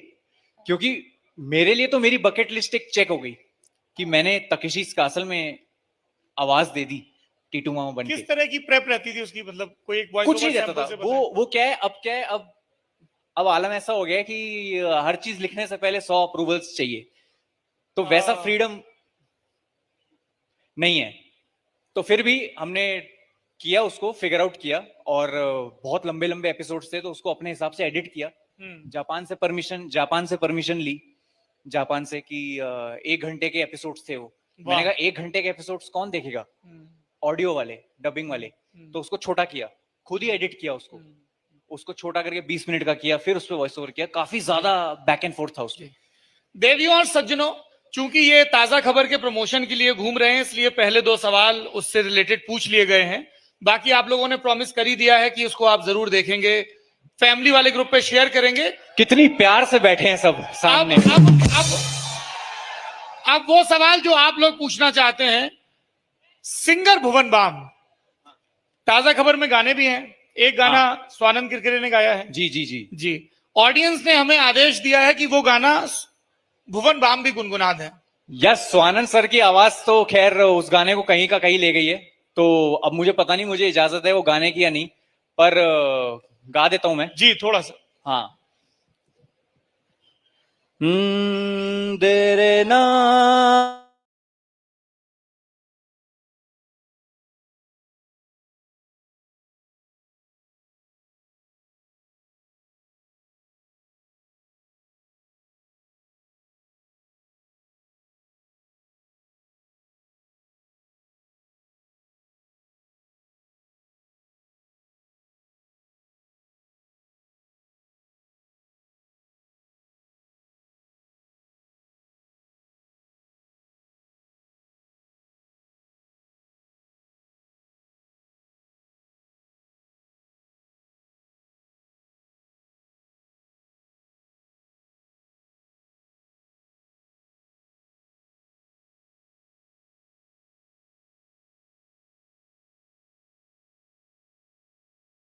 फर्स्ट टाइम गाया है, और फर्स्ट टाइम मैं कहीं किसी को सुना रहा हूँ ये MP3 के अलावा। लवली। आप ये गा रहे थे, मुझे आपके स्ट्रगल के वो दिन याद आ गए जब आप रेस्टोरेंट में गिटार के साथ गाने गाया करते थे। जी। कौन से गाने गाते थे तब? पुराने गाने हेमंत कुमार के, किशोर कुमार के? हाँ, हेमंत कुमार साहब के, मोहम्मद रफी साहब के, किशोर कुमार साहब के। और बड़ा मतलब उस टाइम में 22 साल का था जी जब मैं करता था, तो मेरे को विदाउट लिरिक्स गाने की आदत थी, क्योंकि बचपन में ही ये सुनते सुनते बड़ा हुआ हूँ। बाबा थे एयर इंडिया में, तब इंडियन एयरलाइंस होती थी, तो वो जब वो मास्टर टेक्नीशियन थे, तो वो उस काम के लिए दोहा, कतर ऐसी जगहों पे जाते थे। तो जब जाते थे तो वहां की मार्केट से hits of Rajesh Khanna, best hits of Kishore da, Manna day किशोर दा का कॉम्बिनेशन, ये सब लेके आते थे और हमारे घर में वो बैकग्राउंड में रोज बजता रहता था बस। और इतनी लाइट जाती थी कि मैंने हर गाने का एक एक अंतरा सुना हुआ था, बस अगला नहीं पता था मुझे लगता था इतना छोटा ही गाना है ये। बट फिर धीरे धीरे जब मैं और म्यूजिक सुनने लगा तब मुझे रियलाइज हो यार ये तो सही मीनिंग बैठ रहा है, गानों का मीनिंग भी है। कौन सा गाना आपको बहुत अभी जो ध्यान आ रहा हो, पसंद हो, जो आप थोड़ा ऑडियंस को सुना सकें? पुकारता चला हूं मैं गली गली बहार की, बस एक छाँव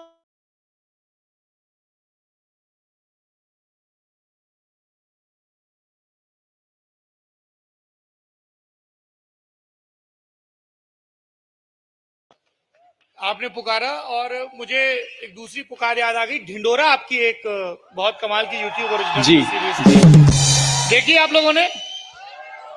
जनता जानना चाहती है भुवन बाम साहब कि ढिंडोरा का सीजन 2 कब आएगा? आप लोगों को लगता है कि आना चाहिए? थैंक्स भाई मजा आ रहा है, ये मुझे हमेशा से चाहिए था लाइफ में। ढिंडोरा मैं क्या सच सच बताऊं या ऐसी बता दूं? देखो सच सच सच कड़वा होता है और पड़ोसी हमेशा तो, अरे ये सब बातें नहीं करते ऐसे। मैं कह रहा हूं सच सच बताऊं मैं अगर आपको तो अभी मैं ढिंडोरा के 4 एपिसोड लिख चुका हूं और कुछ हफ्तों में जैसे ये सब खत्म होगा, जैसी शो 27 तारीख को रिलीज हो जाएगा ताजा खबर सीजन 2, उसके बाद मैं पूरे मन से घुस पाऊंगा इस शो के अंदर। वरना कॉमेडी ऐसी है कि मल्टीपल चीजें नहीं कर सकते साथ में। पर हाँ, कुछ हफ्तों में इसकी शूटिंग कर देंगे शुरू, क्योंकि आप लोगों से ज्यादा मैं बहुत एक्साइटेड हूँ सीजन 2 लाने के लिए और मजा आएगा, मजा आएगा। उसमें बहुत ढिंडोरा सीजन 2 की तैयारी 2 साल पहले हो गई थी शुरू। जैसे सीजन 1 खत्म हुआ तो सीजन 2 में एक गाना बना रहे थे हम लोग, मतलब एक गाना बना रहे थे इन जनरल, और वो गाना लकीली हमारा सौभाग्य हो गया कि अगले दिन मैं मिल लिया उदित नारायण जी से। तो मैंने उदित जी को बोला कि उदित जी मैं ना एक शो बना रहा हूं जिसका नाम है ढिंडोरा, उसका दूसरा पार्ट बना रहा हूं मैं। अब वो कब बनेगा मुझे पता नहीं, क्योंकि अब मैं ताजा खबर करने वाला हूं सीजन 1, एक नया शो आ रहा है सीजन 1 ताजा खबर का। तो मैंने कहा उदित जी एक गाना है तो, और क्योंकि ढिंडोरा 2 पूरा टीटू मामा के आसपास है, पूरा उसका मेन प्रोटैगनिस्ट टीटू मामा है, तो मैंने कहा टीटू मामा के लिए एक कैरेक्टर है मेरे, उनके लिए क्या आप आवाज देंगे?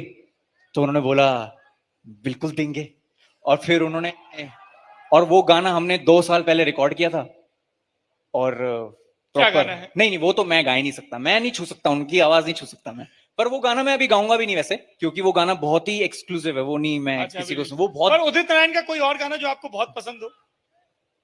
उड़ता ही फिरूं इन हवाओं में कहीं,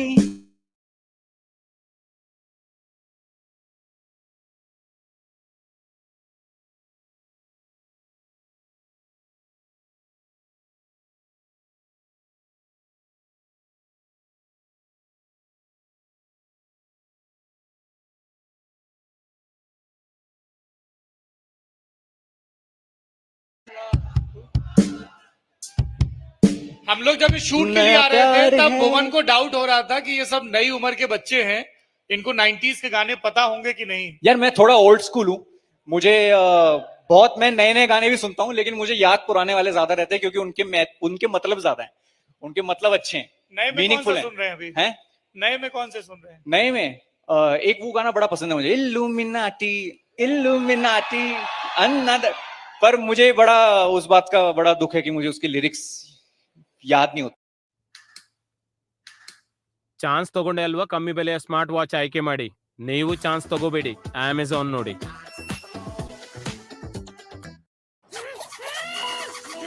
इनकी ये हालत का कारण है साधारण ऑटो ऐप। इन्हें चाहिए गारंटीड ऑटो, मतलब रैपिडो ऑटो, 5 मिनट में मिलेगा, वरना 50 रुपए आपके।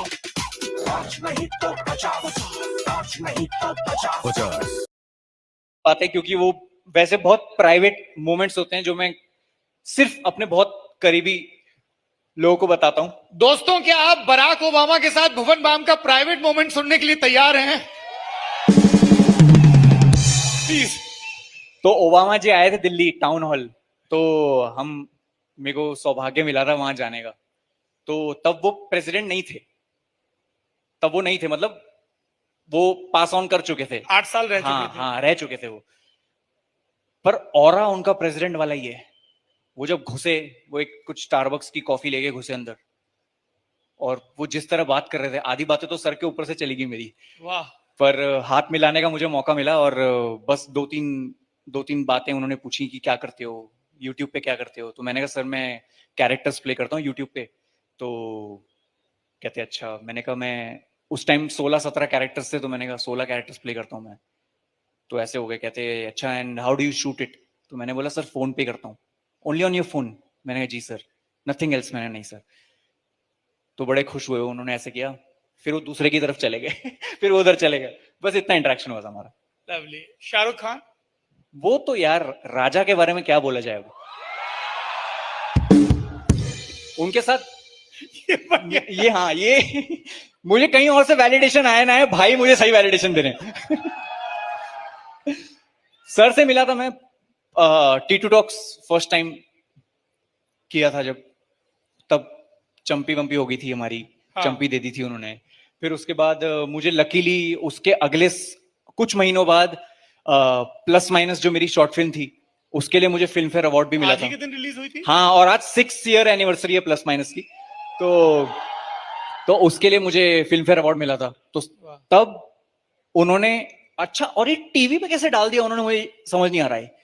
टेलीकास्ट हुआ है प्रॉपर। मुझे लगा मैं गया हूँ स्टेज पे, मैंने कुछ बोला होगा और वो काट देंगे। मेरी क्यों रखेंगे वो बात, मेरी बातचीत क्यों रखेंगे वहां पे। उन्होंने प्रॉपर रखा, जिसमें शाहरुख सर कह रहे हैं कि one of the great talents of this country Bhuvan Bam, ऐसे करके उन्होंने बोल दिया। यार वो मैं उसका रखा हुआ है लवली। और किससे? वो आपने वो बार्सिलोना के मैनेजर हैं भाई साहब? हाँ, मैं मैनचेस्टर गया था, मैन सिटी का एक मैच देखने गया था। तब मुझे वहां पे पेप मिले थे। तो जो उन्होंने अपेरेंटली, वो कहते हैं कि मेस्सी बनाने में पेप का बहुत बड़ा हाथ है, और बार्सिलोना के रह चुके हैं वो कोच। तो उनसे मेरी मुलाकात हुई थी।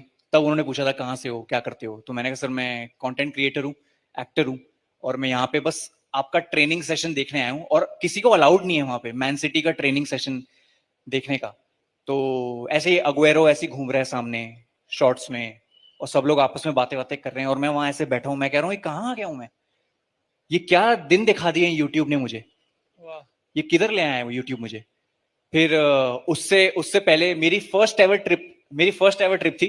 अब मैं सॉरी टेक ओवर कर रहा हूँ थोड़ा। जी प्लीज। मेरी फर्स्ट एवर ट्रिप थी। यूट्यूब ने मुझे बोला कि तुम्हें जाना है यूएस। मैंने कहा यूएस जाऊंगा मैं? कह रहा हाँ आपको यूएस जाना है। अमेरिका जाएंगे। मैंने कहा पूरे खानदान में कोई नहीं गया अमेरिका आज तक। मैंने कहा मैं जाऊंगा तो फुल वट पड़ेगा घर पे। तो मैं उस सेंस में गया था कि मैं जाऊंगा। वहां एक वो था, क्या बोलते हैं, जितने भी गूगलर्स थे, जो भी यूट्यूब के एम्प्लॉइज है, गूगल के एम्प्लॉइज हैं, सबके साथ एक सेमिनार था, और मैं स्टेज पे था, और मुझे बताना था कि मैंने कैसे एक गूगल पिक्सल पे वीडियोस बनाना शुरू किया है विदाउट एनी प्रोडक्शन। तो जीरो वैल्यू प्रोडक्शन उस सेमिनार का नाम था, और उसका हाईलाइट मेरा सेगमेंट था, और मैं अकेले वहां जाके टॉक दे रहा हूं।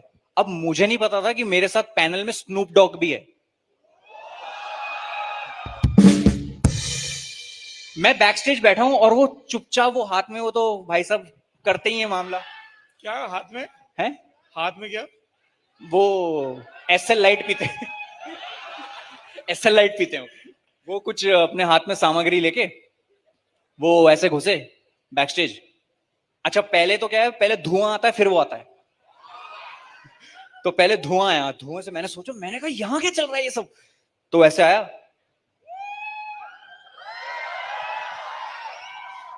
ये मैं मतलब मैं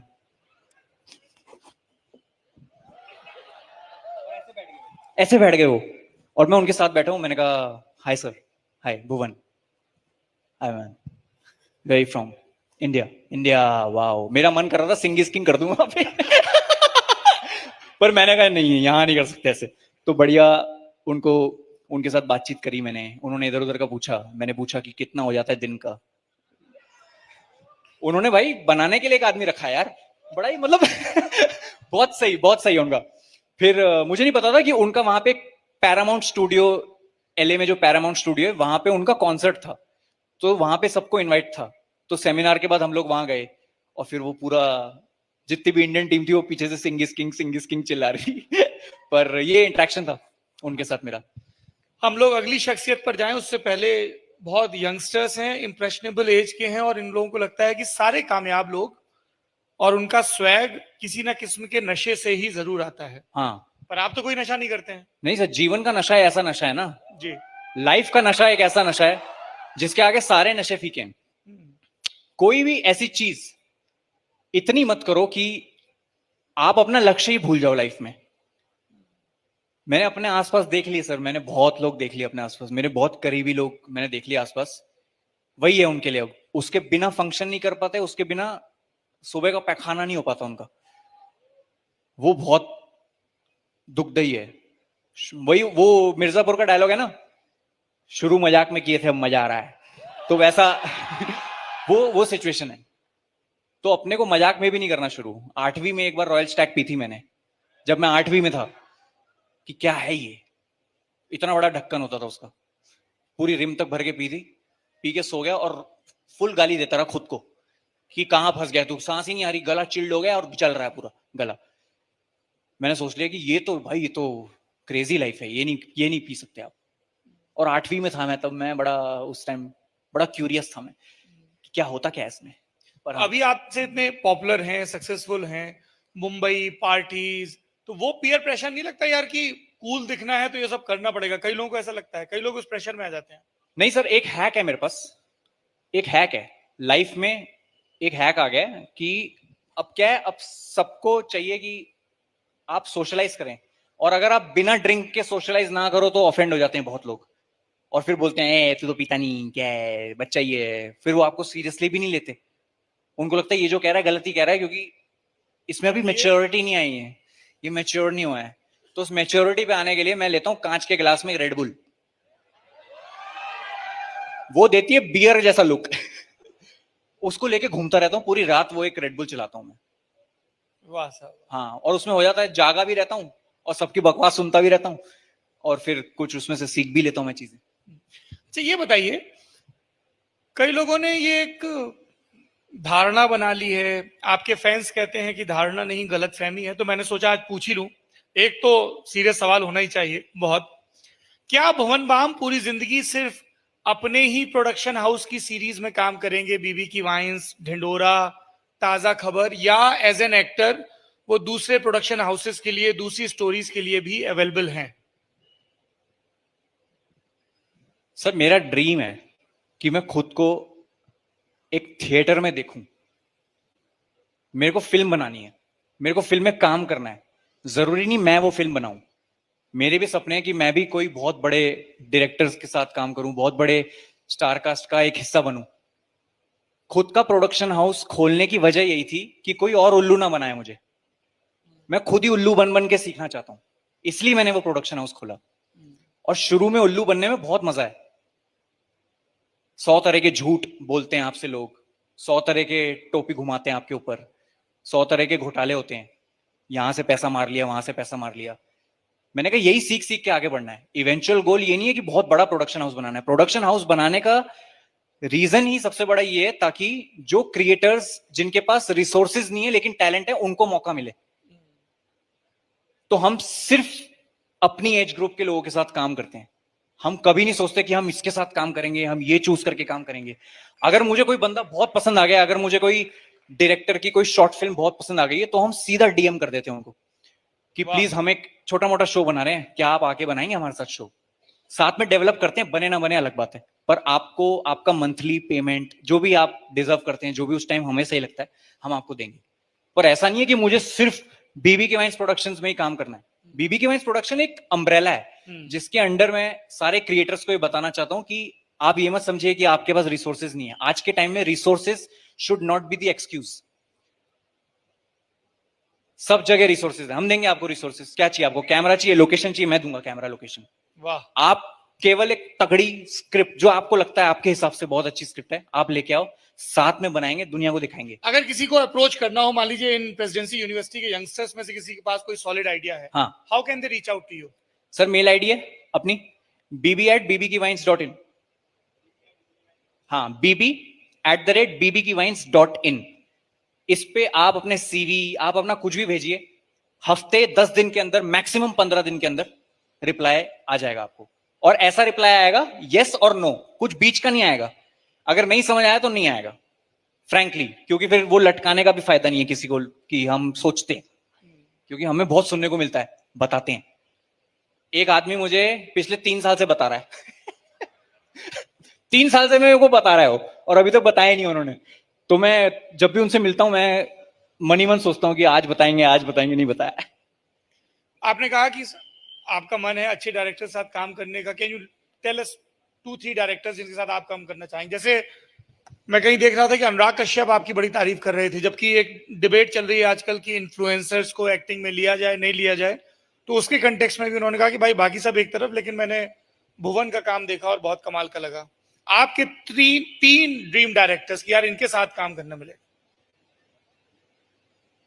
मेरे को काम करना है, ये छोड़ रहा हूं मैं हवा में, कहीं सच हो जाए तो सारा क्रेडिट आप लोगों को। और आप हमेशा त्योहार पर घर को सजाने का ठेका मेरा। मैडम, हमने तो अपना काम कर लिया।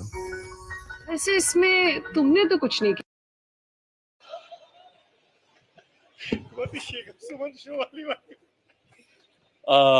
अनुराग सर के साथ ऑफ कोर्स, मतलब वो तो अनुराग सर तो हैं, और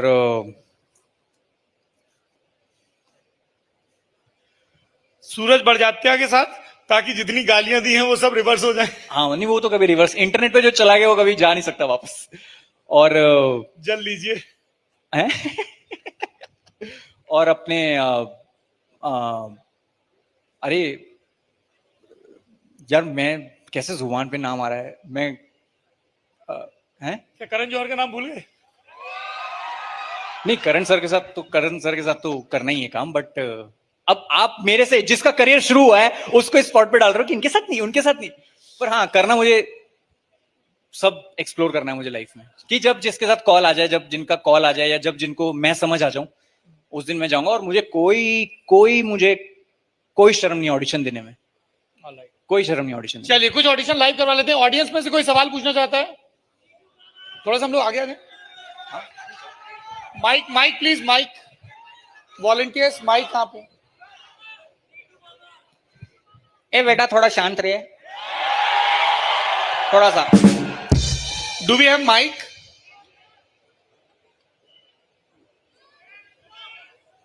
है अपने पास माइक? माइक की सुविधा है क्या अपने पास? माइक है? हाँ दीजिए इनको। हाँ,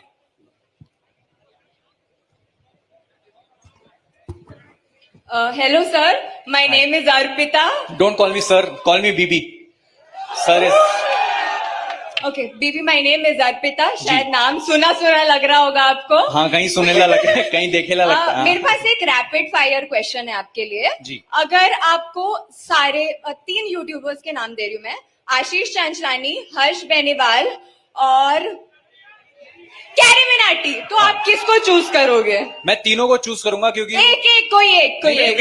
तीनों के साथ मेरा वीडियो आ रहा है। Thank you. नेक्स्ट क्वेश्चन जी। पहली बात तो मुझे बिलीव ही नहीं हो रहा है कि मैं आपको देख रहा हूँ। इधर ही हूँ भाई, इधर ही हूँ। मतलब मैं आपका इतना बड़ा फैन हूँ। कितने बड़े? मैं बहुत बड़ा फैन हूँ आपका। मैं आपको 12 नंबर का जूता पहनते हैं जी भाई। मैंने आपको 11th क्लास से फॉलो कर रखा है। हाँ, ठीक है। और मैं जब भी डिप्रेस्ड या सैड होता था, मैं बस समीफुद्दीन को देख लेता था। जी, सवाल पूछिए। सवाल क्या सवाल पूछना जरूरी है? नहीं, बिल्कुल नहीं। नहीं, मैं बस आपसे मिलना चाहता हूँ। मेरे तक आपका प्यार आ गया। मिलना चाहते हैं क्या? आ जाओ। मैं मिलना चाहता हूँ। आ जाओ। आशु भाई, एक सेकंड, प्रोग्राम के बाद बुला लेंगे वहां पे। ज्यादा लोग आ जाए, प्रोग्राम के बाद आ जाएगा। रोहित, प्रोग्राम के बाद है ना? हाँ, अगला सवाल बाद में डन। जी नेक्स्ट क्वेश्चन, माइक दीजिए। नीचे चलेंगे। नहीं, बहुत chaos हो जाएगा। बहुत chaos हो जाएगा, उनको टाइम मत बिगड़ना। हाँ, तो ये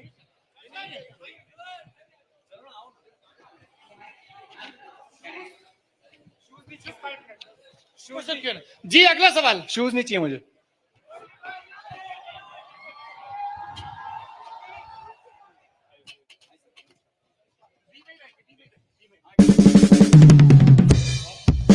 जी भाई।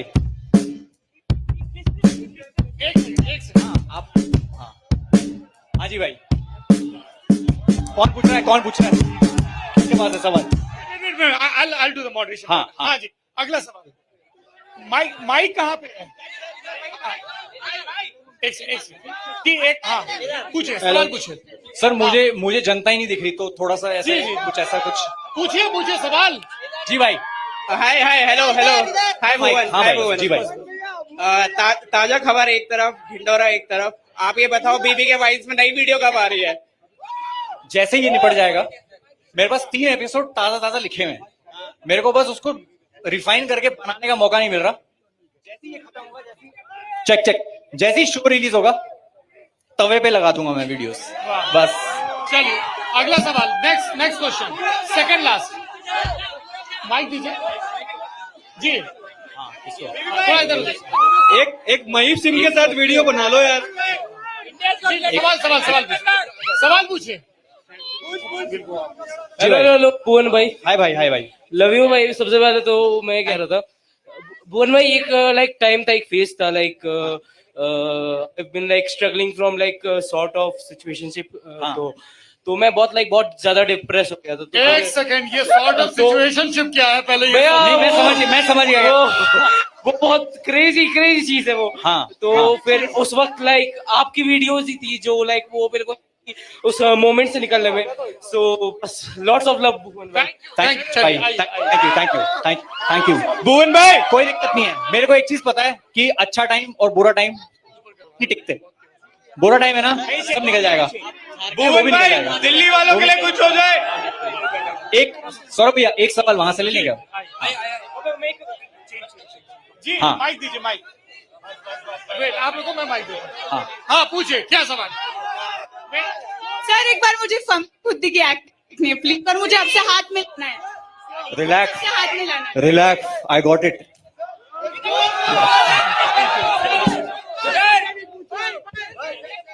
जी हाँ बताइए क्या सवाल है। सो 1 फोटो सर हैं? अरे फोटो फिर यार, फिर वो वैसा हो जाएगा, एक हिसाब हो जाएगा। जी एक काम, सवाल पूछना है कोई? हाँ बोलो सर सबके लाइफ में अप्स एंड डाउन्स रहते हैं। आपके लाइफ में ऐसा क्या डाउन मोमेंट था जिससे आपको लगा कि इसमें से निकलना मुश्किल है, बट आप यहाँ पे हो अभी भी? करते हैं, बाद में बात करते हैं। एक सर आप इधर जाइए, आप इधर आ जाइए, आप इधर आ जाइए सर, इधर आ जाइए, आप इधर आ सर, आप इधर आ जाइए। एक ग्रुप सेल्फी देते हैं। हाँ सौरभ भैया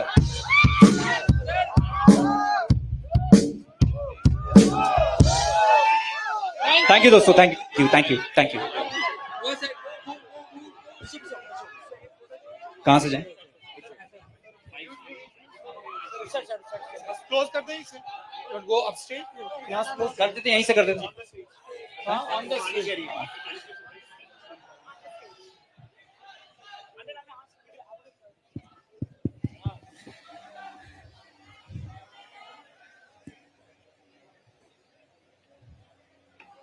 All right.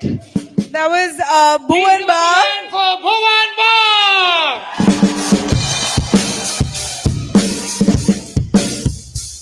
ये जिद कर रहे हैं कि मैं जाने से पहले ऑडियंस को एक गाना सुनाना चाहता हूं। कोई गाना नहीं सुना रहा। हो गए 2-3 गाने हो गए मेरे। नहीं, मैं कुछ ऐसी बात करना चाह रहा हूँ सबसे। मैं एक ऑन अ सीरियस नोट मैं आपसे एक बात करना चाहता हूँ, और फ्रैंकली ब्रो टू ब्रो और ब्रो टू सिस मैं सारी बातें करना चाहता हूँ कि आपको पता ही है सीजन 2 आ रहा है ताजा खबर का, और आपको ये भी पता है कि मेरी कोई पीआर एजेंसी नहीं है कि जो सब जगह फैला देगी। मेरी मार्केटिंग एजेंसी, मेरी पीआर आप लोग हैं। और अपना रिश्ता ऐसा नहीं है अभी 1-2 साल पुराना, अपना रिश्ता 8-9 साल पुराना है। तो मुझे पता है कि आप लोगों को बहुत खुशी होती है जब मैं ऐसा कोई चीज करता हूँ यूट्यूब के बाहर, और मुझे ये भी लगता है कि आप लोगों को लगता है कि यूट्यूब पे मैं ज्यादा एक्टिव नहीं हूँ। उसकी भरपाई मैं कर दूंगा, इस तरफ की भरपाई आप लोग कर दीजिए। आप लोग सबको बताइए कि ताजा खबर सीजन 2 आने वाला है, और कुछ नहीं करना आपको, बस ट्रेलर का लिंक बता दो, बातों बातों में सबको बता दो कि शो आने वाला है डिज्नी प्लस हॉटस्टार पे 27 सितंबर को। और मजे की बात है, बिंज वॉच है, एक साथ सारे एपिसोड आ जाएंगे। आप देखिए, अपने परिवार के साथ देखिए, फटाफट निपट जाएंगे। और हाँ, जो लोग आज 2 व्हीलर पे आए हैं, हेलमेट लगा के जाना। मैं रास्ते में देखता हूँ बहुत चीजें, ठीक है, रास्ते में दिखता है मुझे। आप लोग हेलमेट लगा के जाइए और मस्त धीरे धीरे चलाइए। घर पे आपका कोई वेट कर रहा है, दिल से कोई आपका इंतजार कर रहा है, उनके लिए आराम से जाइए। थैंक यू सो मच आने के लिए, बहुत बहुत शुक्रिया। जो लोग यहाँ बैठे हैं, थैंक यू सो मच मुझे झेलने के लिए बहुत बहुत शुक्रिया। सर जी को भी बहुत शुक्रिया, पूरी पुलिस फोर्स को बहुत शुक्रिया। Thank you sir, thank you. और एक बार जोरदार तालियां सौरभ भैया के लिए, और एक और जोरदार तालियां इंडिया टुडे के लिए।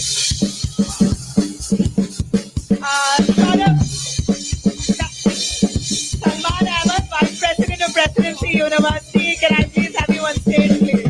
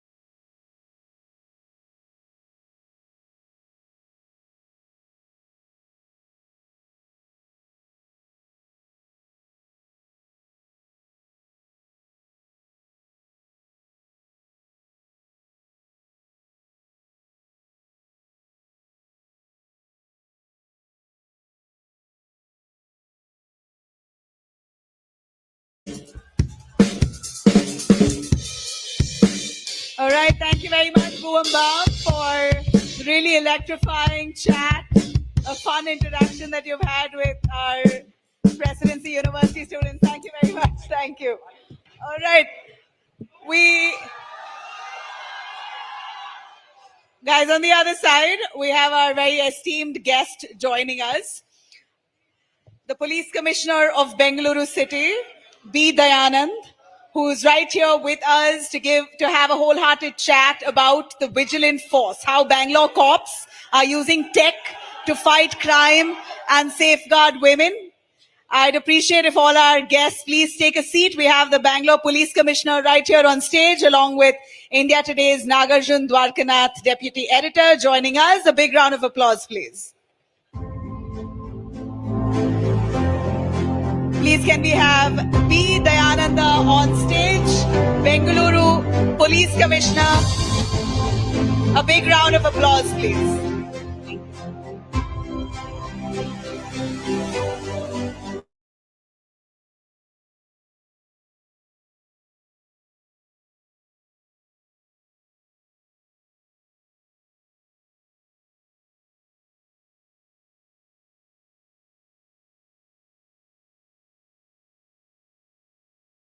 So firstly, thank you for accepting our invite and coming here. I just saw the photo of you. You're all smiles sitting in the chair of police commissioner. Is it that joyful, or is it too much pressure to handle? No, generally there is a misconception that police officers are not supposed to laugh or smile, but probably I'm an exception for that. One of the reasons for police officers not to smile or having a sullen face or sad face is that generally persons who come to us, either complainants, they are always sad because they have lost something. And then when you catch the accused, they are also sad because they have been caught. So seeing all these sad faces, we also become sad and sullen. But it is always better to be with such a young crowd, very young and dynamic and smiling. So we also feel like we should smile. Well, this is the man and his department who keeps the city safe, Bangalore City Police. And so it's a thankless job, most likely, because no matter what you do and the back end work that you do, it doesn't come to the forefront. And also people don't often thank the police department.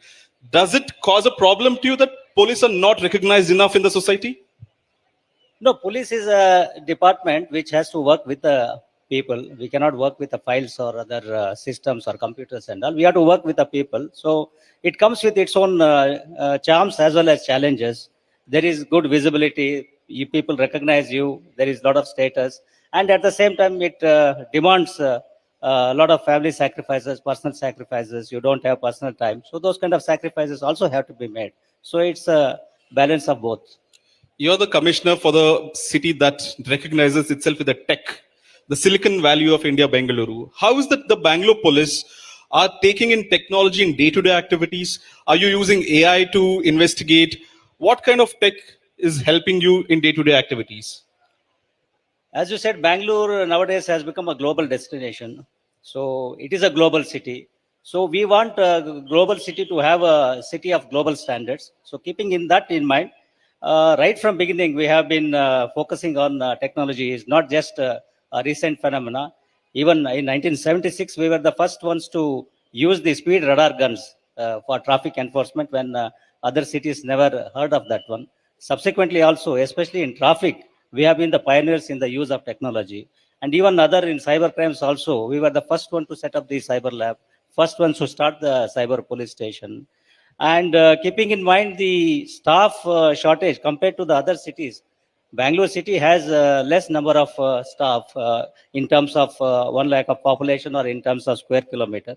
So we try to use the technology as a force multiplier in these kind of situations. And we have been in the forefront of that one, right from, using automated traffic challan enforcement. Now we have reached the stage of artificial intelligence and even big data analytics also, not only for traffic management, but also in terms of detecting crimes and even use of technology for cracking cyber crimes. So you spoke about cybercrime, and I just want to read out a message that I've got just half an hour back. I know it's spam.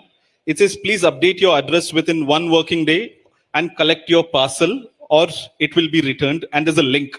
And most of us here in the crowd would also have faced the same FedEx scam or some courier scam. Raise your hands. Anybody has got it? Many people would have got it. Raise your hands if you have got a call saying your parcel has arrived. Please click this link, deposit the money. See, there's quite a number of hands that have gone up, including our camera person, sir. So how do we know which is a correct link and not? And how are you tackling this? No, nowadays these cyber fraudsters, they have been using all sort of methodologies to defraud other people. So we have to be extremely cautious. Unfortunately, what happens is when the same people, when they are extremely cautious in their physical world, when it comes to the online world, they lower their guard. So that should not happen. There has to be due diligence. There has to be caution in not to click these kind of unknown links, not to answer unsolicited calls. Basic precautions and common sense can keep you safe from cyber frauds. So the crowd that you're addressing will understand, but maybe my parents' generation, my grandparents' generation might not understand what is a good link, what should be not clicked. They're so innocent. It's not like that. Even the most educated IT professionals are the ones who are falling prey to these cyber crimes. More than the common people or the rural people, it is the affluent and those who are in cities, working in ITs or working in colleges. They are the ones who are getting defrauded. Please throw some light. So on an average per month, how much of these fraudsters or complaints that you receive about these fraudsters and the money, is it a big chunk of money that people are losing because of this cyber crimes? It is big chunk of money. It is in crores many times. Recently, you might have heard in Mumbai city, one person got 25 crores for a similar kind of courier fraud. 25 crores. 25 crores. But why is the police not able to look at it in a larger perspective? That how do we stop this? It has happened in Mumbai. It is happening in Bangalore. Is there no permanent solution to this? No, the solution is that people should report. Just like in traffic accidents, there is a concept of golden hour. That is, within 1 hour of the accident, if the victim is shifted to the hospital, his chance of survival or recovery is better. Similarly, if you report the cybercrime as quickly as possible, when it happens, there is a chance of recovery, or the chance of recovery is more. Otherwise, if time lapses, when the money moves from account to account, once the money is withdrawn, it is gone, you won't be able to get it. So that's a golden rule. Remember, first rule is never click on unknown links from unknown numbers, no matter it's FedEx, courier, or anything. And second is the golden hour. Report it to the police and the cybercrime department within the golden hour so that your money can come back. There is a helpline number called 1930. 1930. All India toll-free number. That is the number which you should call when there is a cyber fraud. So there's certain changes in the police department, especially in Bangalore city. When I was studying in school, I remember 100 is what I used to call, and the police would come. Now it's in Bangalore city, it's 112 and across Karnataka also. How difficult was this a change, and what is the new thing that you have implemented for 112, emergency calling? 100 has become 112, as you said, but even if you call dial 100 also, it goes to 112 only. It is our control room number where all the calls are received, distress calls are received. And we have a very robust Hoysala petrol system. We deploy our Hoysala petrol vehicles, and our response time has been very good. We are reaching the spot in less than about 7 or 8 minutes. That has been our average. And Bangalore police is also known for its social media game. In fact, a lot of social media of videos of Bangalore police have gone viral. The crime is shown first and says few moments later, and we see the culprit in the police station. How have you implemented this? Is it a conscious call that we have to reach out to the young crowd, put in reels, put in memes in the social media platforms? See, social media is a very, very powerful tool nowadays, and it is a double-edged sword. We have to be very cautious while using it. We have to communicate to the people. We have to disseminate the information. We have to engage them. And storytelling is the best way of engaging especially the youth. Nobody is in a mood to read very static kind of pages. So we have been deploying using our and all these persons who does these small snippets and all, they are all our own policemen and policewomen who does the role. You are saying you're not hired a professional video editor, camera person. So your own policemen are doing our it. own policemen are. So they're trained to do this. So that's an internal talent within your department. There's something called Locus Spandana that the Bangalore police has started. So let me also throw some light. If at all any of you go to the police station, there's a QR code and you scan it, you can give a report. I just want to know, how seriously do you take it when you check the data? I might go to a certain police station and not satisfied with the service. I give them the lowest rating. Do you check that, and what action has been taken? Yeah, this is Locus Spandana is our QR code based feedback mechanism, which is installed in all the police stations, both 112 law and order police stations and about 50 traffic police stations. The basic idea is to get the feedback of the people who come and visit the police station for various purposes. It could be for registration of crime, it would be for job verification or passport verification. Once they are visited, we expect them to give a feedback, just like all other portals nowadays. You need to give a feedback, and this gives us the actual reality, how our policemen have behaved with them, have taken their complaints, and we do take it very seriously. Every morning I see the reports, and especially many of the narrative comments. If there is a positive comment, they are recognized and they are rewarded, and appreciation letters given to them in the parades. If there is a negative remark, we see what are the reasons for that one, whether our people were really at fault or was there any communication gap, was there any delay because of other reasons. And in case there is any high-handedness and other things, we do take action. So it's important to remember that every time all of you go to a police station, scan the QR code, give your comments, give the comments about how to improve the policing and the department. So the Commissioner of Police will take a serious note of it and make changes as well. Sir, Bangalore city is notoriously known for the traffic.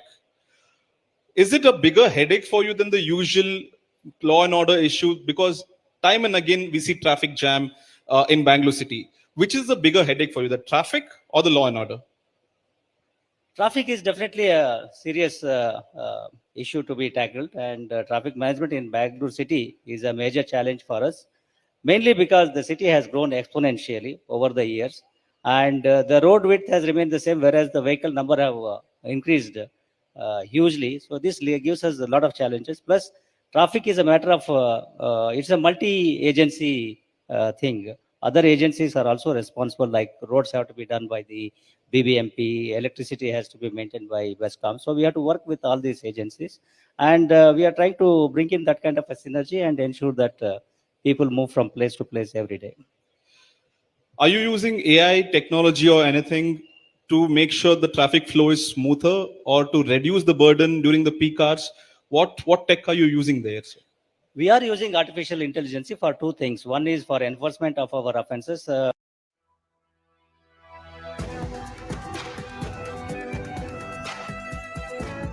Behind me is the roar of passionate fans. Over me is a spotlight following my every move. Ahead of me is the mountain I have to climb. So I stretch my limits.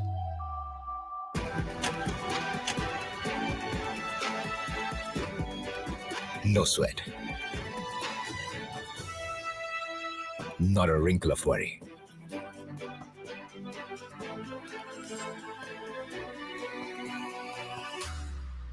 I'm Prithviraj Gaikwad, and I choose to rise.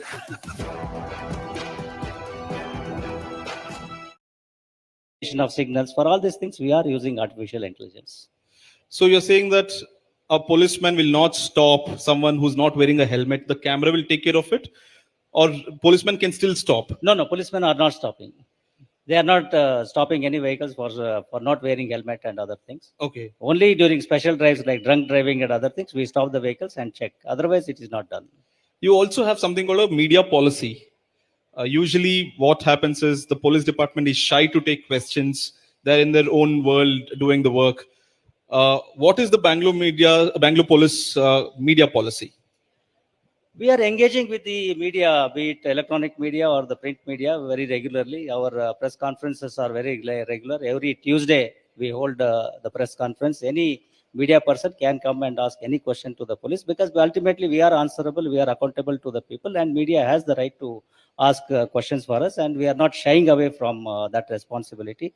And in fact, we are also live streaming these press conferences, so anybody sitting anywhere can view these. So you live stream all your press conferences? We live stream all our press conferences. We live stream our public contact programs. We live stream our parades.